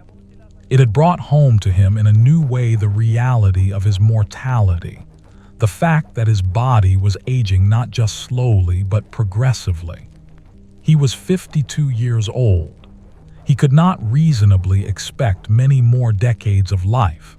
If he had important things to accomplish, things like fully transferring his knowledge to Thomas and preparing him to teach others, he needed to attend to those things with urgency. At none that day, when the abbot again visited the workroom, Edmund made a decision. He asked for a private word with Father Oswin, and the two of them stepped aside from the main work area. "I want to speak with you," Edmund said carefully, "about the future, about what I am doing with Thomas and what I hope will happen when I can no longer work." The abbot listened attentively as Edmund outlined his thoughts. He proposed that Thomas be given the formal title of apprentice to the wool work, with a clear expectation that over the next several years, 3, perhaps 4, the boy would develop into full mastery of the craft. He suggested that after that period, Thomas could himself begin to take on younger students, ensuring that the knowledge would continue to be preserved and passed on.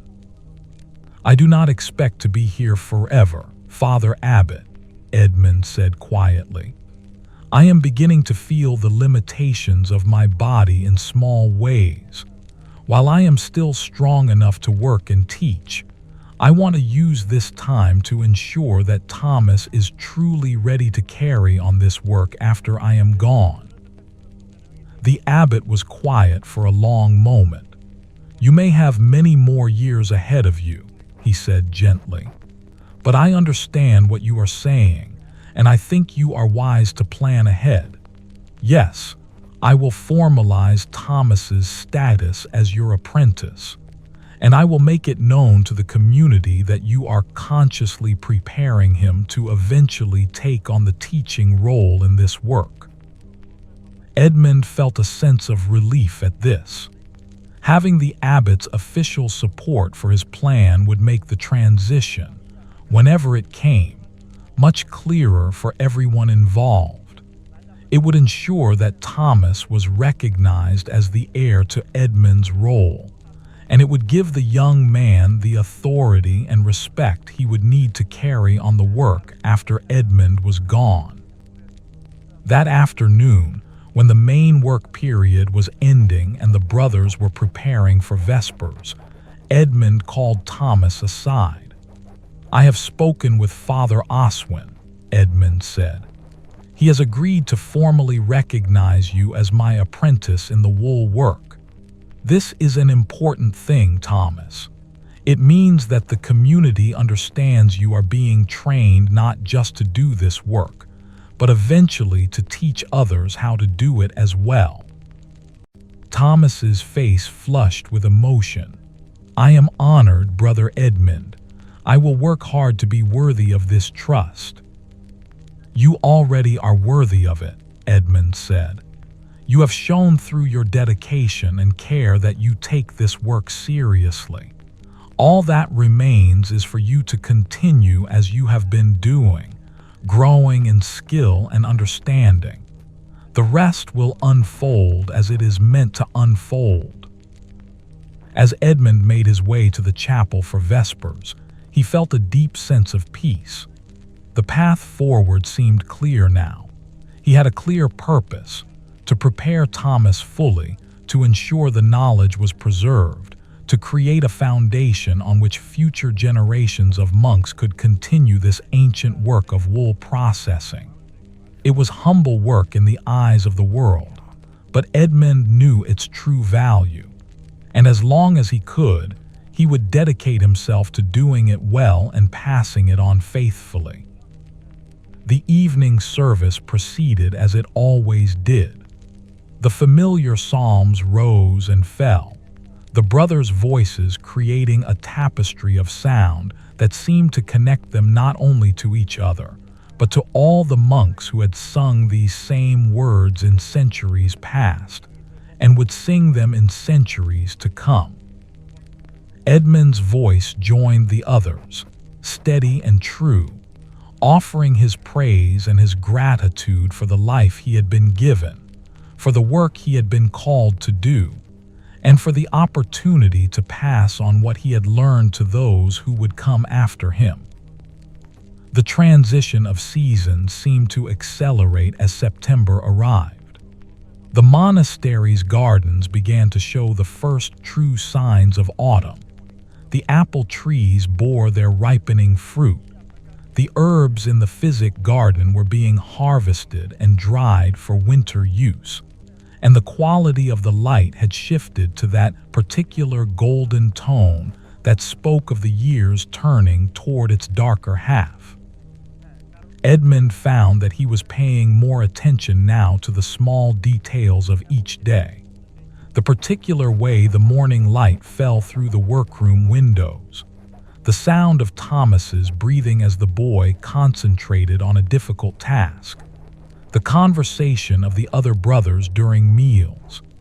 Each moment seemed somehow more vivid, more precious. perhaps because some part of him had begun to understand that the accumulation of such moments was the substance of a life well lived. His body continued to give him small reminders of its aging. The tremor in his left hand came more frequently now, though it still remained minor. His back ached more noticeably after long hours of work, and he had begun to allow himself to sit on a low stool when carding wool rather than standing as he had done for decades. These accommodations did not bother him. They were simply part of the natural progression of age, ways of working with his body rather than against it. Thomas, meanwhile, was blossoming into a true craftsman. The boy had begun to develop an almost intuitive understanding of the wool, the way it wanted to be worked, the particular qualities of different fibers. Edmund found that he needed to offer less and less direct instruction. More often, their work together consisted of Edmund observing while Thomas worked, offering occasional suggestions or pointing out places where the work could be refined. It was during one of these sessions that Edmund made a significant decision. He brought Thomas to the oldest part of the workroom, to a shelf that held some of the monastery's most precious materials, remnants of wool processed decades before, fine cloths that had been woven by monks now long dead, samples of work that represented the finest achievements of the monastery's textile tradition. "I want to show you something," Edmund said, handling the materials with obvious reverence. "These are pieces of the monastery's history. This cloth here was woven by Brother Aldwin's predecessor, a monk named Brother Dunstan who worked in this very room perhaps 60 years ago. And this thread was spun by Brother Cuthbert's master, a man I never knew but whose skill I have heard described by those who remembered him." Thomas touched the old cloth carefully, reverently. "It is very fine work." "Yes," Edmund agreed. "And it still survives, still serves its purpose, because the work was done with care and attention. But more importantly, the knowledge that created this work has survived through the teaching and learning that connects us to those who came before. You are part of that chain now, Thomas. When you spin fine thread or card wool with attention and care, you are participating in a tradition that stretches back through centuries. And when you eventually teach others, you will be ensuring that this tradition continues into the future." Edmund showed Thomas the various pieces, explaining what he could about each one, sharing stories he had heard about the monks who had created them. As he did, he was aware that he was doing more than simply imparting information. He was initiating Thomas into a way of understanding their work, not as mere labor, but as participation in a sacred tradition, as a link in a chain that connected past, present, and future. The days continued their passage. October arrived with cooler temperatures and a dramatic shift in the light. The long summer days had given way to noticeably shorter periods of daylight. The brothers worked with increased lamps and candles in the workroom, as the natural light that had sustained them through summer was no longer sufficient for the detailed work. It was around this time that Edmund began to experience something new. In the late afternoons, particularly as the light was fading, he would find himself overwhelmed by a wave of profound emotion. Not sadness exactly, but something closer to a bittersweet recognition of time passing, of seasons turning, of the reality that he was moving through the final chapters of his life. These moments would come suddenly, catching him off guard. He might be working at the loom or carding wool, and suddenly he would feel tears forming in his eyes, though he could not have articulated exactly why. He mentioned none of this to anyone, but Brother Cormac, the infirmarian, seemed to sense that something had shifted. One afternoon, as the community was dispersing after the midday meal, Cormac caught Edmund's eye and gestured for him to come aside. "How are you feeling, brother?" the infirmarian asked without preamble. In truth, not the polite answer you might give to the abbot. Edmund considered the question carefully before answering. "I am well enough," he said finally. "My body is aging as bodies do, but my spirit is at peace. I have been given much in this life, and I am grateful." Cormac studied him for a long moment. "There is something in your eyes," he said, "a kind of clarity, as if you have understood something important." Edmund was quiet for a moment.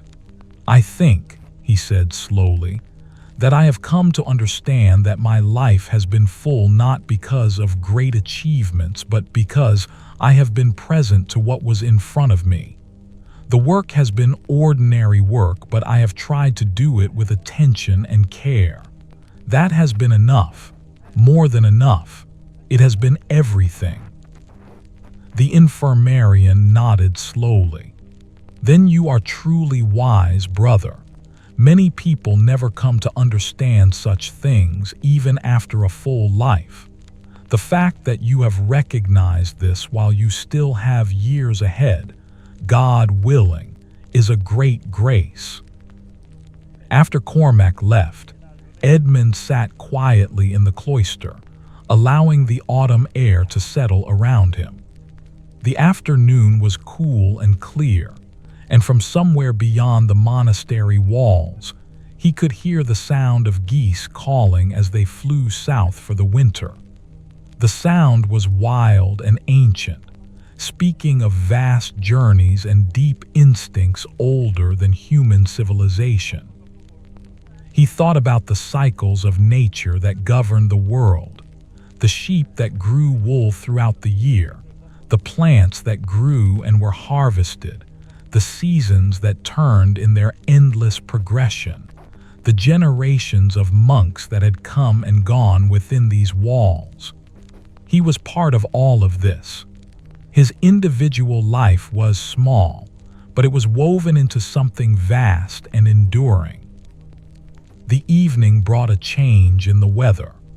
Clouds began to move in from the west, and by the time the community gathered for Vespers, the light had taken on that particular quality that preceded rain. Edmund found the service particularly moving that evening. The Psalms seemed to carry within them all the longing and hope and gratitude that the human heart could express. "As the deer longs for the water brooks," the brothers sang, "so longs my soul for you, O God." Edmund's voice joined the others, and he felt a profound sense of unity with every person in the chapel. The young monks still in their early years of monastic life, the older brothers who had been here for decades, the very ancient ones who would not live to see another winter. All of them, regardless of age or circumstance, were united in this moment, in this ancient song, in this seeking after something that transcended the ordinary world. After Vespers, as Edmund was making his way back to the dormitory, the rain began. It came gently at first, then more steadily, the kind of autumn rain that spoke of the seasons turning, that would help prepare the earth for winter.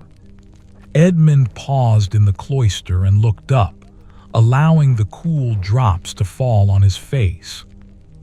Thomas appeared beside him, carrying a candle and clearly concerned that Edmund might catch a cold.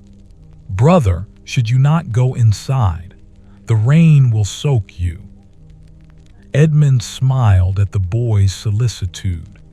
"It is only rain, brother. The body can tolerate a little dampness. Besides, I find something restorative about standing in the rain.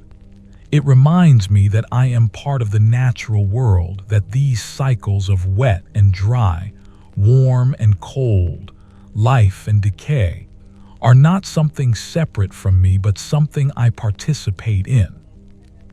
They stood together in the rain for a moment, the older man and the younger, listening to the sound of it on the stone courtyard, watching it fall through the light of the candle Thomas held. "Come," Edmund said finally, "we should go inside now. But I am glad you came to find me, Thomas. That shows good judgment and care for your brother." That night, as Edmund lay in his narrow bed listening to the rain against the stone walls, he found himself thinking about the arc of his life. He had come to the monastery as a boy, uncertain of what awaited him. He had spent his young adulthood learning to copy manuscripts, work that required infinite patience and attention to detail. He had moved into the work with wool, and found in it a kind of deepening of the same qualities that the manuscript work had required. And now, in what he sensed might be the final chapter of his monastic life, he had been given the role of teacher, the opportunity to pass on what he had learned. It seemed to him that there was a kind of justice in this arc, a sense that each phase had prepared him for the next. The monastery, in its ancient wisdom, seemed to understand how to move monks through different kinds of work as they aged and changed. What had been his limitation, his aging eyes that could no longer handle the fine detail of manuscript work, had become the gateway to a new and equally important role. Sleep came peacefully that night, and Edmund's dreams were gentle and fragmentary. He dreamed of sheep grazing on hillsides, of fibers transforming beneath skilled hands, of Thomas's face growing older, his hair beginning to gray as he took on the role that Edmund was now preparing to pass to him. When the bell for matins rang in the deep night, Edmund rose with his brothers and made his way to the chapel. The rain had stopped, and the night air was cool and fresh-washed. In the chapel, the darkness was profound, lit only by a handful of candles. The brothers' voices rose in the familiar psalms, and Edmund found himself moved by the timelessness of the moment. The same prayers being sung in the same place, night after night, for centuries, creating a kind of continuity that transcended individual lives. As the office progressed, Edmund found his mind settling into that state of profound peace that came from sustained prayer in darkness. All the concerns of daily life seemed to fade away. There was only the prayer, only the community, only the vast and patient presence that he had come to understand as God, not as something distant and separate, but as something intimate and immediate, woven into the very fabric of existence, present in every moment if only one had eyes to see it. When the office concluded and the brothers returned to their beds, Edmund lay in the darkness, listening to the gentle breathing of his brothers around him. Through the small window, he could see stars beginning to emerge as the clouds passed. The night was vast and deep, and he was held within it, a small consciousness in a great darkness, but not alone, never alone, always part of something larger and more enduring than himself. The weeks that followed seemed to exist in a kind of suspended time. The work continued at its steady pace. Thomas grew more accomplished with each passing day. The monastery moved through its rituals and rhythms with the same steady pulse it had maintained for centuries. And Edmund, moving through all of this, felt himself becoming somehow lighter, as if the accumulation of meaning and gratitude and understanding was lifting him up, carrying him forward into whatever was to come. One particularly clear afternoon in late October, Edmund found himself walking through the monastery's gardens with Thomas. The apple harvest had been completed, and the trees stood with their branches now bare of fruit. But they still bore their leaves, though these had turned a deep gold and were beginning to fall. "Do you see how the tree does not cling to the leaves?" Edmund asked, gesturing toward a leaf that was even now drifting down on the breeze. "Each season it lets go completely, even though there is beauty in what it is releasing. And yet, because it lets go, new leaves will grow again in spring. This is wisdom, I think. Not to cling to what is passing, but to receive each season as a gift, and then release it when its time is done." Thomas was quiet, seeming to understand that Edmund was speaking about more than leaves and trees. "Will you be here to teach me for a long time?" Thomas asked finally. "I know you are becoming older, and I want to know if I will have enough time to learn everything I need to learn." Edmund placed a hand on the boy's shoulder. "However long I am here, we will use that time well, and when my time to teach ends, you will be ready to continue on your own. I am certain of this. But do not worry about the future, Thomas. Tend to today's work, learn what is in front of you, and trust that God will provide what is needed." They walked together through the garden, and Edmund found himself remembering similar walks he had taken decades before with the monk who had first taught him the wool work. He could see now how that teaching had shaped everything that followed, how even then, he had been receiving gifts that he would eventually pass on to others. The chain of transmission was unbreakable, he realized. As long as there were people willing to learn and people willing to teach, the knowledge would continue. As the afternoon light began to shift toward evening, Edmund and Thomas made their way back toward the workroom. The bells for none had already rung, and soon the community would be dispersing for the various offices and tasks that filled the end of the day. But for a moment, in the fading light of the autumn afternoon, Edmund felt something like perfect peace. The work would continue. The knowledge would be preserved. The tradition would endure. Edmund, 52 years old, with trembling hands and an aging body, had been given the grace to participate in this continuity, to be a link in a chain that stretched backward through centuries and would, God willing, stretch forward for centuries more. November arrived with a sudden shift in temperature. The last leaves fell from the trees in a cascade of gold and crimson, and the monastery gardens took on that particular bare beauty that came with the approach of winter.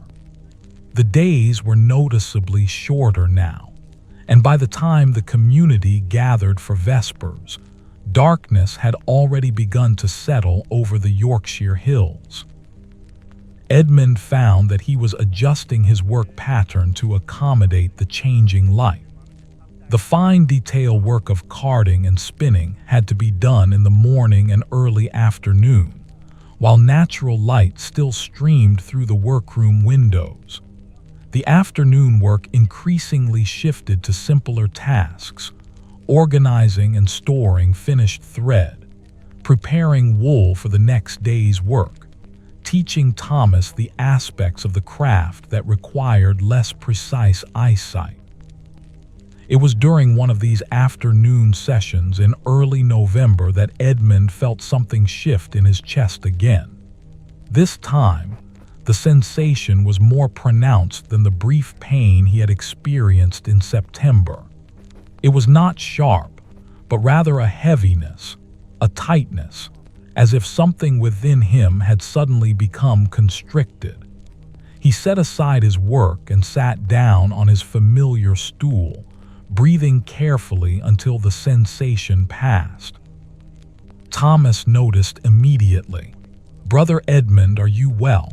You have gone very pale." "It is nothing," Edmund said, though even as he spoke the words, he was aware that they might not be entirely true. "Perhaps I have been working too intently. I will rest for a moment and the feeling will pass." But as he sat, breathing slowly and deliberately, Edmund found himself thinking about the infirmarian's concern from weeks before, about the abbot's gentle inquiry, about his own growing awareness of his body's increasing fragility. The monastery had trained him to accept suffering and difficulty with equanimity, not to fear death or the process of dying.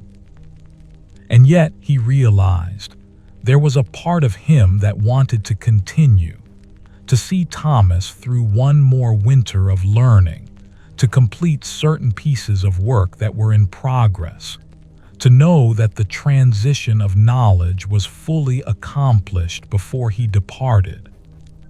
He pushed this thought aside gently. Such concerns were, in a sense, a form of attachment to the world, and the monastic path called him to release such attachments. But that did not mean he could not hope, could not work toward good outcomes, could not participate fully in the unfolding of events as they happened. By evening, the heaviness in his chest had passed, leaving behind only a faint weariness. Edmund attended the offices of the day with his brothers, his voice joining the familiar psalms, and by the time Compline concluded, he felt substantially recovered. Still, he mentioned the incident quietly to Brother Cormac after the service. The infirmarian's face grew more serious. "I think," Cormac said carefully, "that we should speak with the abbot about this. These symptoms you are describing, they warrant some attention." Edmund did not argue. He had lived long enough to understand that the body sometimes required professional care, and that ignoring warning signs could be a form of false pride rather than true acceptance of God's will. The next morning, he requested a private audience with the abbot. Father Oswin listened carefully as Edmund described the symptoms. The chest tightness, the tremor in his hand that had been increasing, the fatigue that came more readily now in the afternoons. When Edmund had finished his account, the abbot was quiet for a long moment. "I am going to ask Brother Cormac to examine you more thoroughly," the abbot said finally. "And I want you to agree to reduce your workload somewhat. You will continue to teach Thomas. That is important work. But I am going to arrange for Brother Cuthbert to take on more of the general wool processing. Is this acceptable to you?" "It is," Edmund said, though he felt a subtle resistance to the idea of stepping back from his work. The work had become so central to his identity, his understanding of his place and purpose in the monastery. But he recognized that this resistance itself was something to be released, something that the monastic life called him to surrender. Over the following days, the adjustments began. Brother Cormac conducted a more thorough examination, though he had limited tools and knowledge available to him. He listened carefully to Edmund's heart and lungs, asked detailed questions about when the chest heaviness occurred and what made it better or worse. In the end, he could offer little beyond the suggestion that Edmund should rest more, should avoid sudden exertions, and should inform someone immediately if the symptoms became more severe. The workload adjustment meant that Edmund found himself with more free time than he had experienced in years. At first, this felt strange, almost unsettling. But gradually, he began to appreciate the gift of it. He found himself spending more time in the chapel, engaging in extended periods of prayer and contemplation. He walked slowly through the monastery's grounds, paying attention to the details of the changing seasons. He spent time simply sitting in the cloister, watching the light change, listening to the sounds of the monastery at work. And he spent significant time with Thomas, but in a different way now. Rather than working side by side at the looms and spinning wheels, they would often sit together, and Edmund would share stories and observations about the craft and about the broader understanding of contemplative labor that he had developed over his decades in the monastery. "The work teaches us," Edmund told Thomas during one of these sessions, "if we are attentive to what it is teaching. When you spin thread, for example, the wool itself teaches you about its qualities, its strength, its fineness, its willingness or unwillingness to become what you are trying to make it. If you listen to what the material is telling you, you learn not just about wool but about life itself." Thomas listened with the intensity that had become characteristic of him. "What is the wool teaching you now, Brother Edmund, after all these years?" Edmund considered the question carefully. "Now, in these later years, the wool teaches me about letting go. You see, the fiber must be released from my hands so that it can become thread. It must pass through the wheel, must be transformed into something new. If I clung to it, if I refused to let it go, it could never become what it is meant to be. I think perhaps this is what all of life teaches us, if we are willing to learn, that everything must be released, that clinging is suffering, that transformation requires a kind of death of the previous form."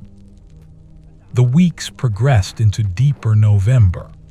The cold became more pronounced, and snow fell occasionally, though it rarely lasted long before melting in the rain that frequently followed.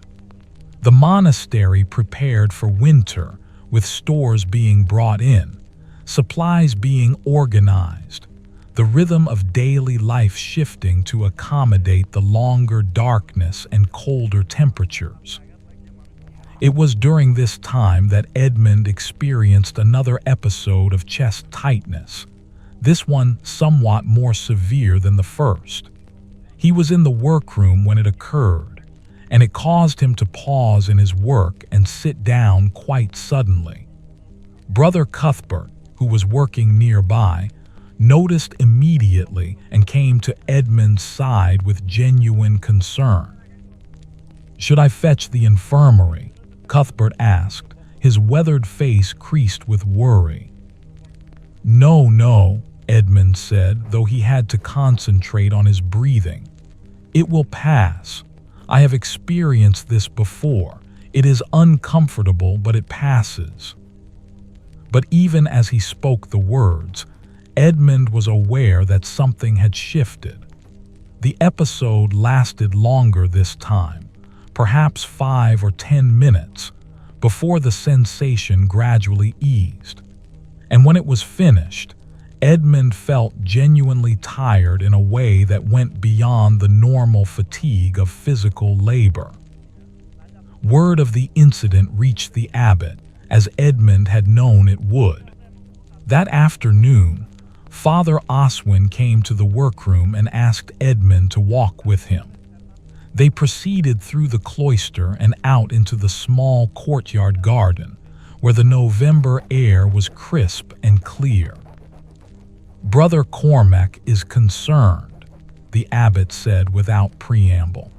"He believes that your heart may be laboring more than it should. He suggests that we should prepare for the possibility that your time with us might be more limited than we might have hoped." Edmund nodded slowly. He had been thinking similar thoughts himself.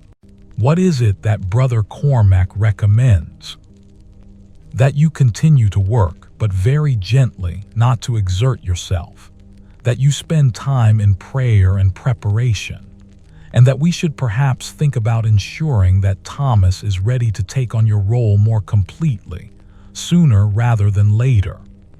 The abbot paused, then added, "I do not say this to frighten you, Edmund. Rather, I want to ensure that we handle the transition in a way that honors both your condition and the continuation of the important work you have been doing." "I understand," Edmund said. And he did understand, though the reality of what the abbot was saying, that his time in the monastery was likely measured in months rather than years, settled into him with a kind of weight that was hard to bear. "I have been thinking," the abbot continued, "of establishing a more formal framework for Thomas's advancement. I would like to have a blessing ceremony in the chapel, where he is formally recognized as the heir to your knowledge and role. This would give him authority with the other brothers, would ensure they understand that he is learning something important and sacred, and it would allow you to formally pass on your responsibility in a way that creates closure and proper transition. What do you think of this?" Edmund felt tears forming in his eyes, though whether they were tears of gratitude or sadness or simply the release of emotion that had been building, he could not have said. "I think it is a wise course," he said finally. "Thomas is ready, or nearly ready, and I would welcome the opportunity to formally acknowledge that he is my successor, the heir to this work." The blessing ceremony took place on the feast of St. Martin, the 11th of November. The entire monastic community gathered in the chapel, and the abbot conducted a service that formally recognized Thomas as the apprentice heir to the wool work tradition. Edmund stood, or rather, sat, as his increasing fatigue made standing for extended periods difficult, beside Thomas as the abbot offered prayers for the boy's continued learning, for his wisdom and skill, for his ability to carry forward the tradition that had sustained the monastery for generations. When it was finished, Edmund placed his hands on Thomas's head in blessing. "May God grant you wisdom," he said, his voice barely audible in the quiet chapel. "May your hands learn their work, and may your heart remain open to the sacred nature of what you are doing. You are now formally the heir to this work. May you carry it forward faithfully for all the days of your life." Thomas wept openly at this, and Edmund felt his own tears flowing freely.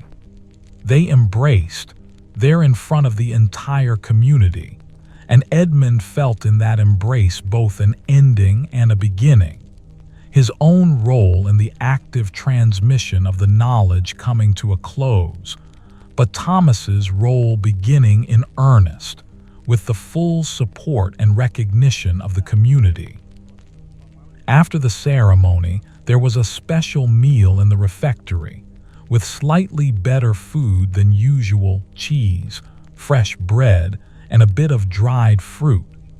It was a celebration of sorts, a marking of an important transition.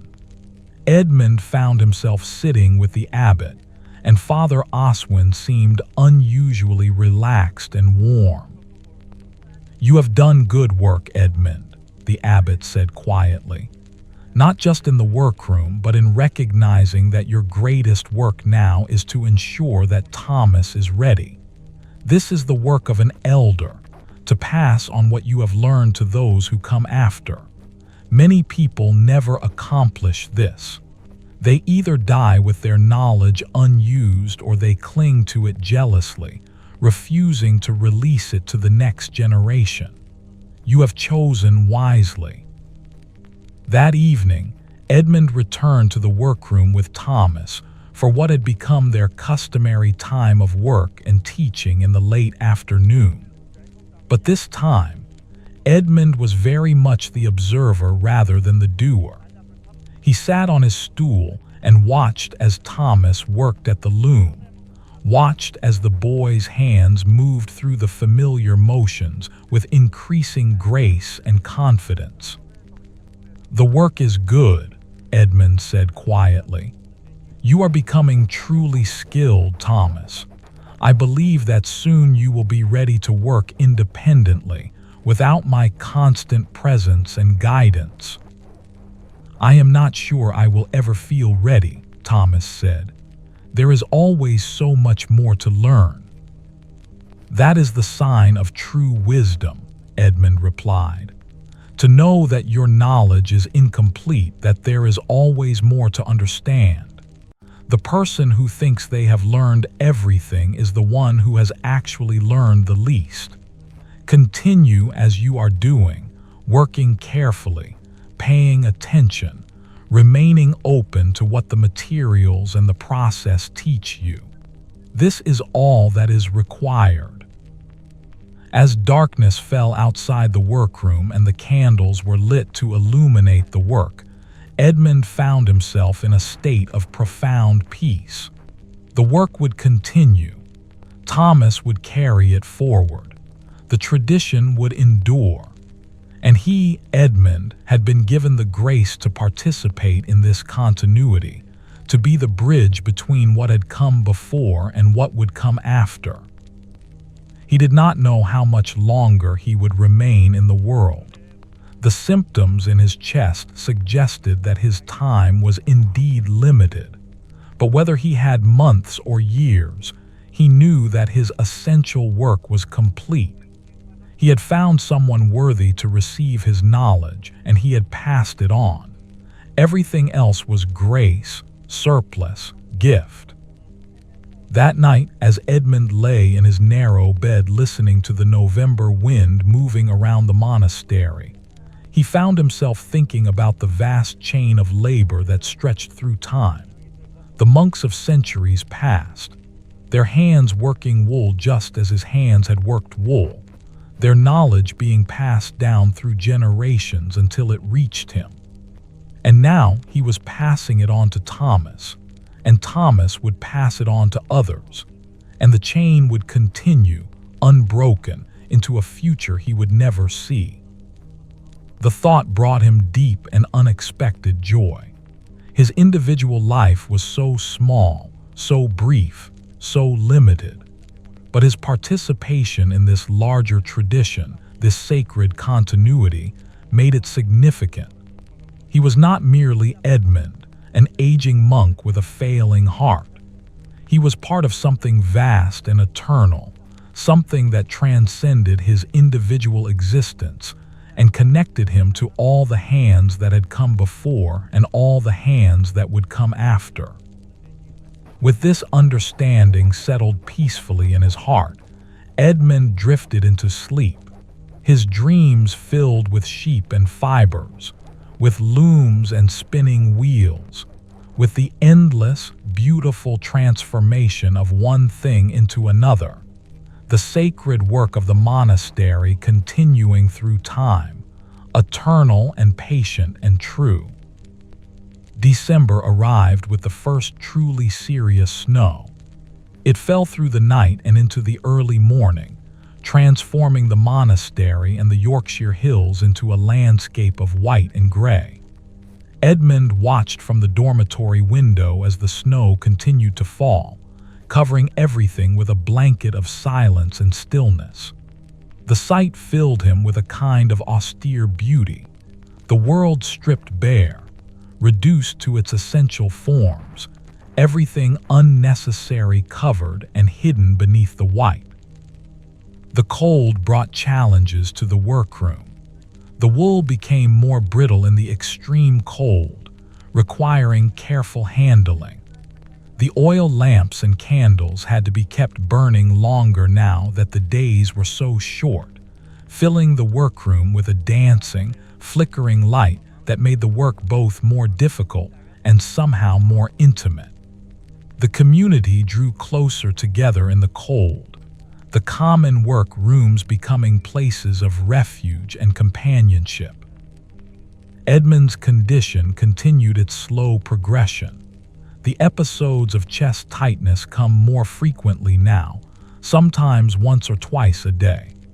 Brother Cormac had created a small mixture of herbs that seemed to provide some relief, and Edmund kept this with him always, using it when the heaviness in his chest became too pronounced. But increasingly, he found that his role in the workroom had transformed. He could no longer do sustained work. Instead, he would come for a few hours in the morning, when his energy was greatest, observe Thomas's work, offer occasional guidance, and then retire to rest during the afternoon. This change in his circumstances did not distress Edmund as much as he might have expected. In fact, he found it clarifying. With the daily work no longer consuming his attention, he had more capacity for contemplation and prayer. He spent long hours in the chapel during the dark winter days. He read spiritual texts with the other monks during the longer evening meals.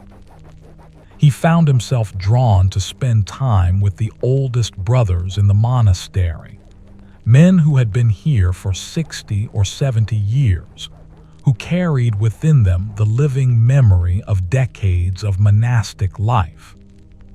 One particularly cold afternoon in early December, Edmund was sitting in the warming room, a rare indulgence, a room with a fire where the brothers were permitted to gather in the harshest winter weather, when Brother Anselm, one of the oldest monks in the community, sat down beside him. "You are preparing yourself," Anselm said without preamble. The old monk was nearly 80 years old, and his voice was thin but clear. "Preparing for what?" Edmund asked, though he knew what Anselm meant. "For death, of course," Anselm said matter-of-factly. "I have lived long enough to recognize when someone is moving through that particular passage. You have done your work, passed on what needed to be passed on, made peace with what is. Now you are preparing your spirit for the journey ahead." Edmund was quiet for a moment. "Is it that obvious?" he asked. "Only to those who have done it themselves," Anselm replied. "I have been here for 73 years, Edmund. I have watched many men die, have seen the particular quality that comes into the eyes and the bearing of someone who is preparing to leave this life. There is a kind of lightness to it, a release. You have that quality now." "I am not afraid," Edmund said, and he realized as he spoke the words that they were true. In the weeks since he had accepted the reality of his likely approaching death, fear had gradually receded. What remained was a kind of curiosity, a desire to understand what lay beyond, and a deep gratitude for the life he had been given. "Good," Anselm said. "Fear is the only real suffering at the end. Physical pain can be borne, but fear is the poison. You have been wise to let it go." They sat together in silence, watching the fire burn. Outside the warming room, the winter afternoon was already fading into darkness, though it was barely past 3 o'clock. The monastery would soon be calling the brothers to none, and then to vespers, and then to the evening meal and compline. The cycle of prayer and work continued regardless of individual circumstances or conditions. "The boy is ready," Anselm said finally. "You're Thomas. I have watched him work and I can see the skill developing, the understanding growing. You have done well in your teaching."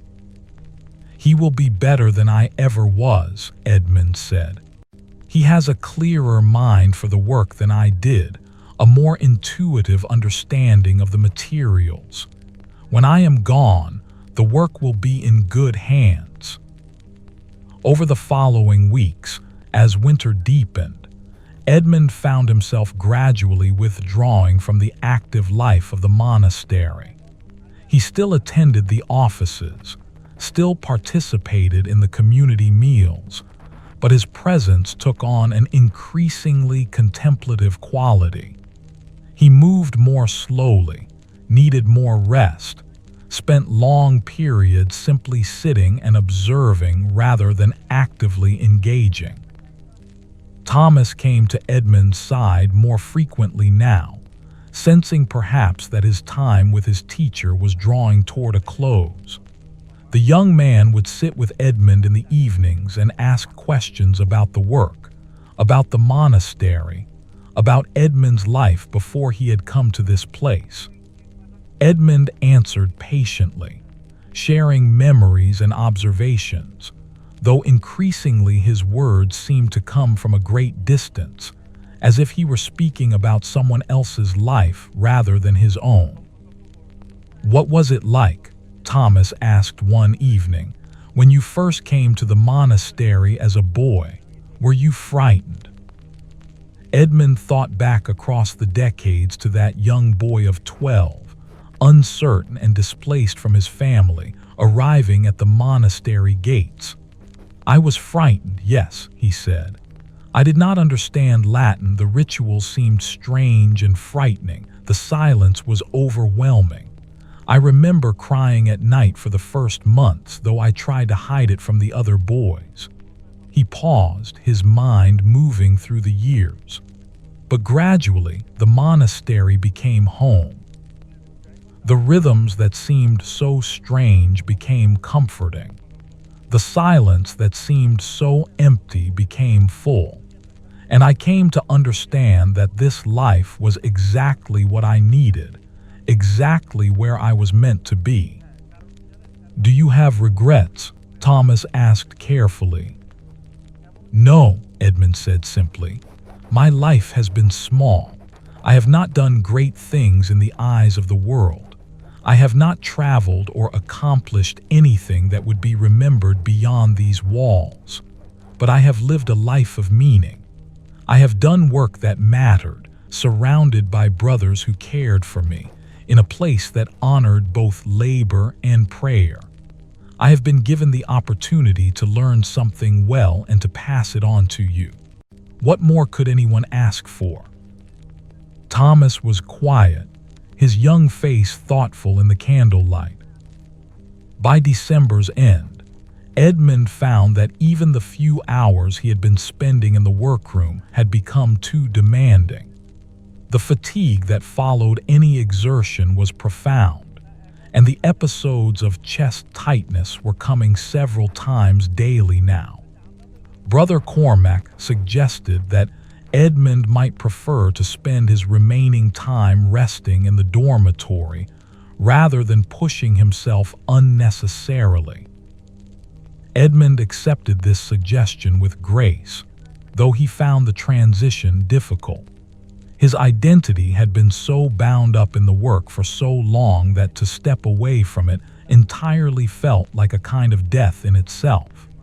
But he recognized that clinging to the old patterns of work would be a form of denial, a refusal to accept what was actually happening. Better to release the work as he had released so much else, and to accept whatever new form his participation in monastic life might take. The last weeks of the year passed in a kind of suspended time. Edmund spent his days resting in the dormitory, his nights attending what services he was able to manage, his conversations with brothers growing increasingly brief and contemplative. He found himself drawn to spend time with the youngest novices, sitting quietly in their presence, offering occasional words of guidance or encouragement when the opportunity arose. This felt important somehow, the passing of something intangible but real from the old to the young, a kind of blessing transmitted not through words but through presence. On the feast of Saint John the Evangelist, just before Christmas, Edmund experienced his most severe episode yet. He was in the chapel for Vespers when the heaviness in his chest became so pronounced that he had to excuse himself and return to the dormitory. Brother Cormac was summoned, and the infirmarian remained with Edmund through the evening, monitoring his condition, administering herbal remedies, offering what comfort was available. By morning, the acute episode had passed, but Edmund was noticeably weaker. He spent the day in his bed, conserving his energy, aware with a clarity he had not possessed before that his time was truly now measured in days rather than weeks. The abbot came to visit him that afternoon.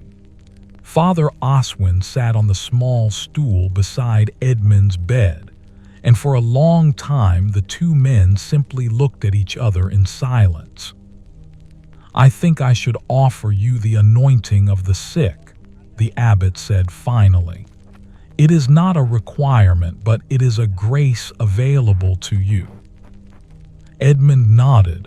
"Yes, I believe I would like that." That evening, the community gathered in the chapel, and the abbot administered the sacred oil to Edmund's hands and feet and forehead, speaking the ancient prayers that prepared the dying for their journey beyond. Edmund wept during the ceremony, though whether his tears were from fear or gratitude or the overwhelming weight of recognizing that his life in the world was truly coming to an end, he could not say. After the sacrament was completed, Thomas came to sit with Edmund in his small cell. The young man was visibly grief-stricken, and Edmund reached out to take his hand. "Listen to me," Edmund said, his voice still strong despite his weakened body. "This is not an ending, Thomas. This is a completion. I have done what I came to do. I have passed on the work, and I have seen that you are ready to carry it forward. There is no sorrow in this, only fulfillment." "I will miss you," Thomas said, his voice breaking. "And I will be proud of you," Edmund replied. "Continue to work as we have worked together. Remember that every thread you spin, every piece of cloth you weave, is a form of prayer. Remember that the materials themselves are your teachers if you remain humble enough to learn from them. And remember that you are not alone in this work. You are part of a great tradition that stretches backward through centuries and will stretch forward long after you are gone." The days that followed seemed to exist outside of ordinary time. Edmund drifted in and out of sleep, sometimes aware of the brothers who came to sit with him, sometimes lost in dreams and visions that felt more real than waking life. He was aware of the passage of the offices, the sound of the bell for matins ringing in the deep night, the brothers' voices singing the psalms in the darkness. But increasingly, these belonged to a world that was already becoming distant. On the feast of the Holy Innocents, Edmund woke in the early morning to find Brother Cormac sitting beside his bed. It was still dark outside, but there was a particular quality to the darkness that suggested dawn was not far away. "How do you feel?" Cormac asked gently. Edmund took a moment to assess his body's condition.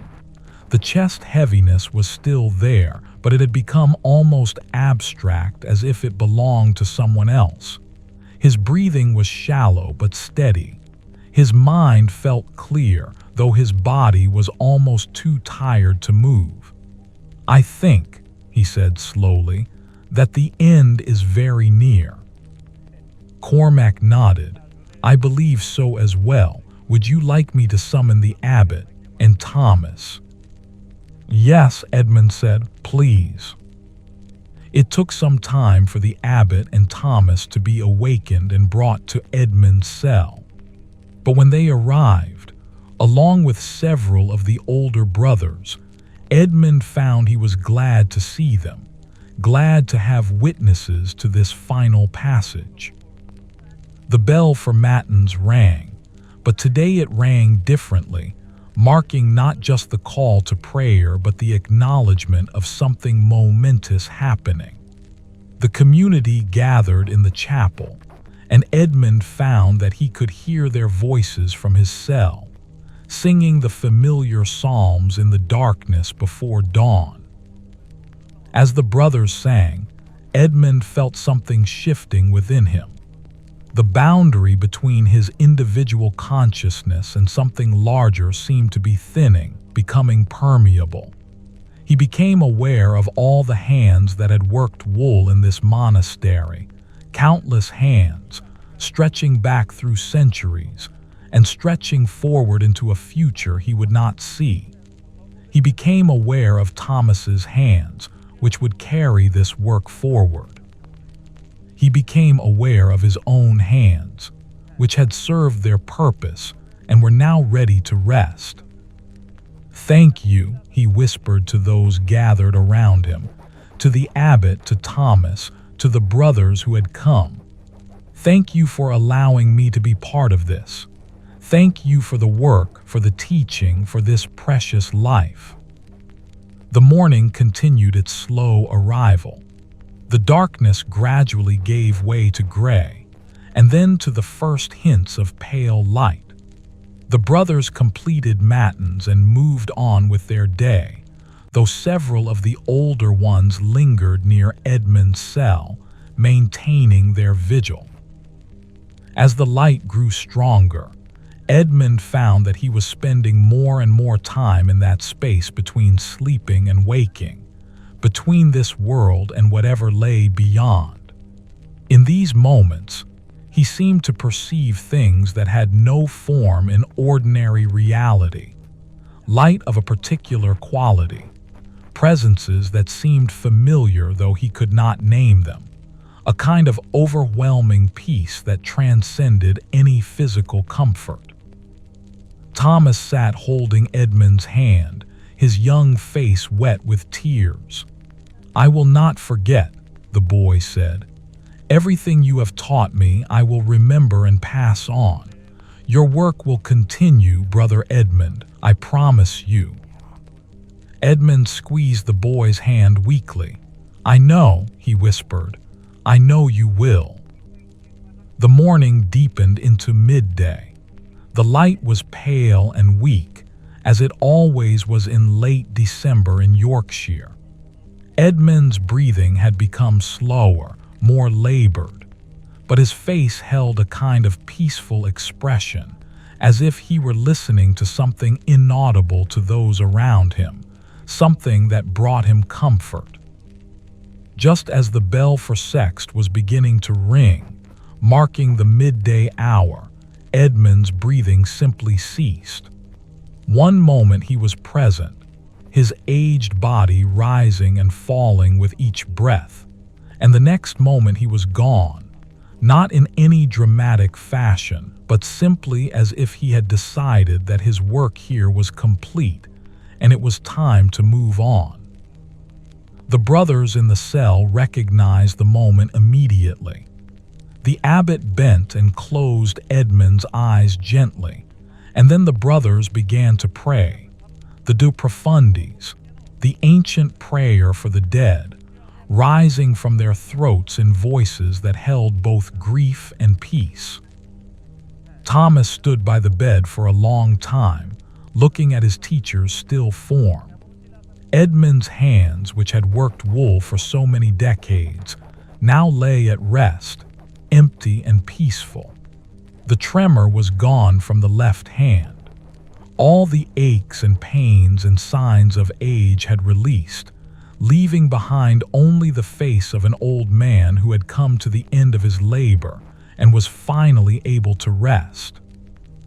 In the workroom, the looms and spinning wheels stood empty and waiting. The thread that Edmund and Thomas had been working on remained on the spindle, half finished. The carding combs hung on their hooks. And somewhere in the monastery, in the hearts and hands of the brothers who had learned from Edmund, his knowledge lived on, would live on, through Thomas and through the generations of monks that would come after, continuing the sacred work of transformation, the endless cycle of labor and prayer and rest that had sustained the monastery for centuries and would sustain it for centuries more. The story of Edmund's life was complete, but the story of the work, the sacred, endless transformation of fiber into thread into cloth, continued on, as it always had, as it always would, carried forward by faithful hands and faithful hearts, generation after generation, into a future that stretched beyond the horizon of any individual life. But that was sustained by the cumulative devotion of all those who had come before and all those who would come after. In the eternal now of the monastery, the cycle continued, prayer and work, work and prayer, the endless turning of the seasons, the endless transformation of one thing into another, the sacred nature of humble labor, the grace of faithful transmission. Edmund had played his part.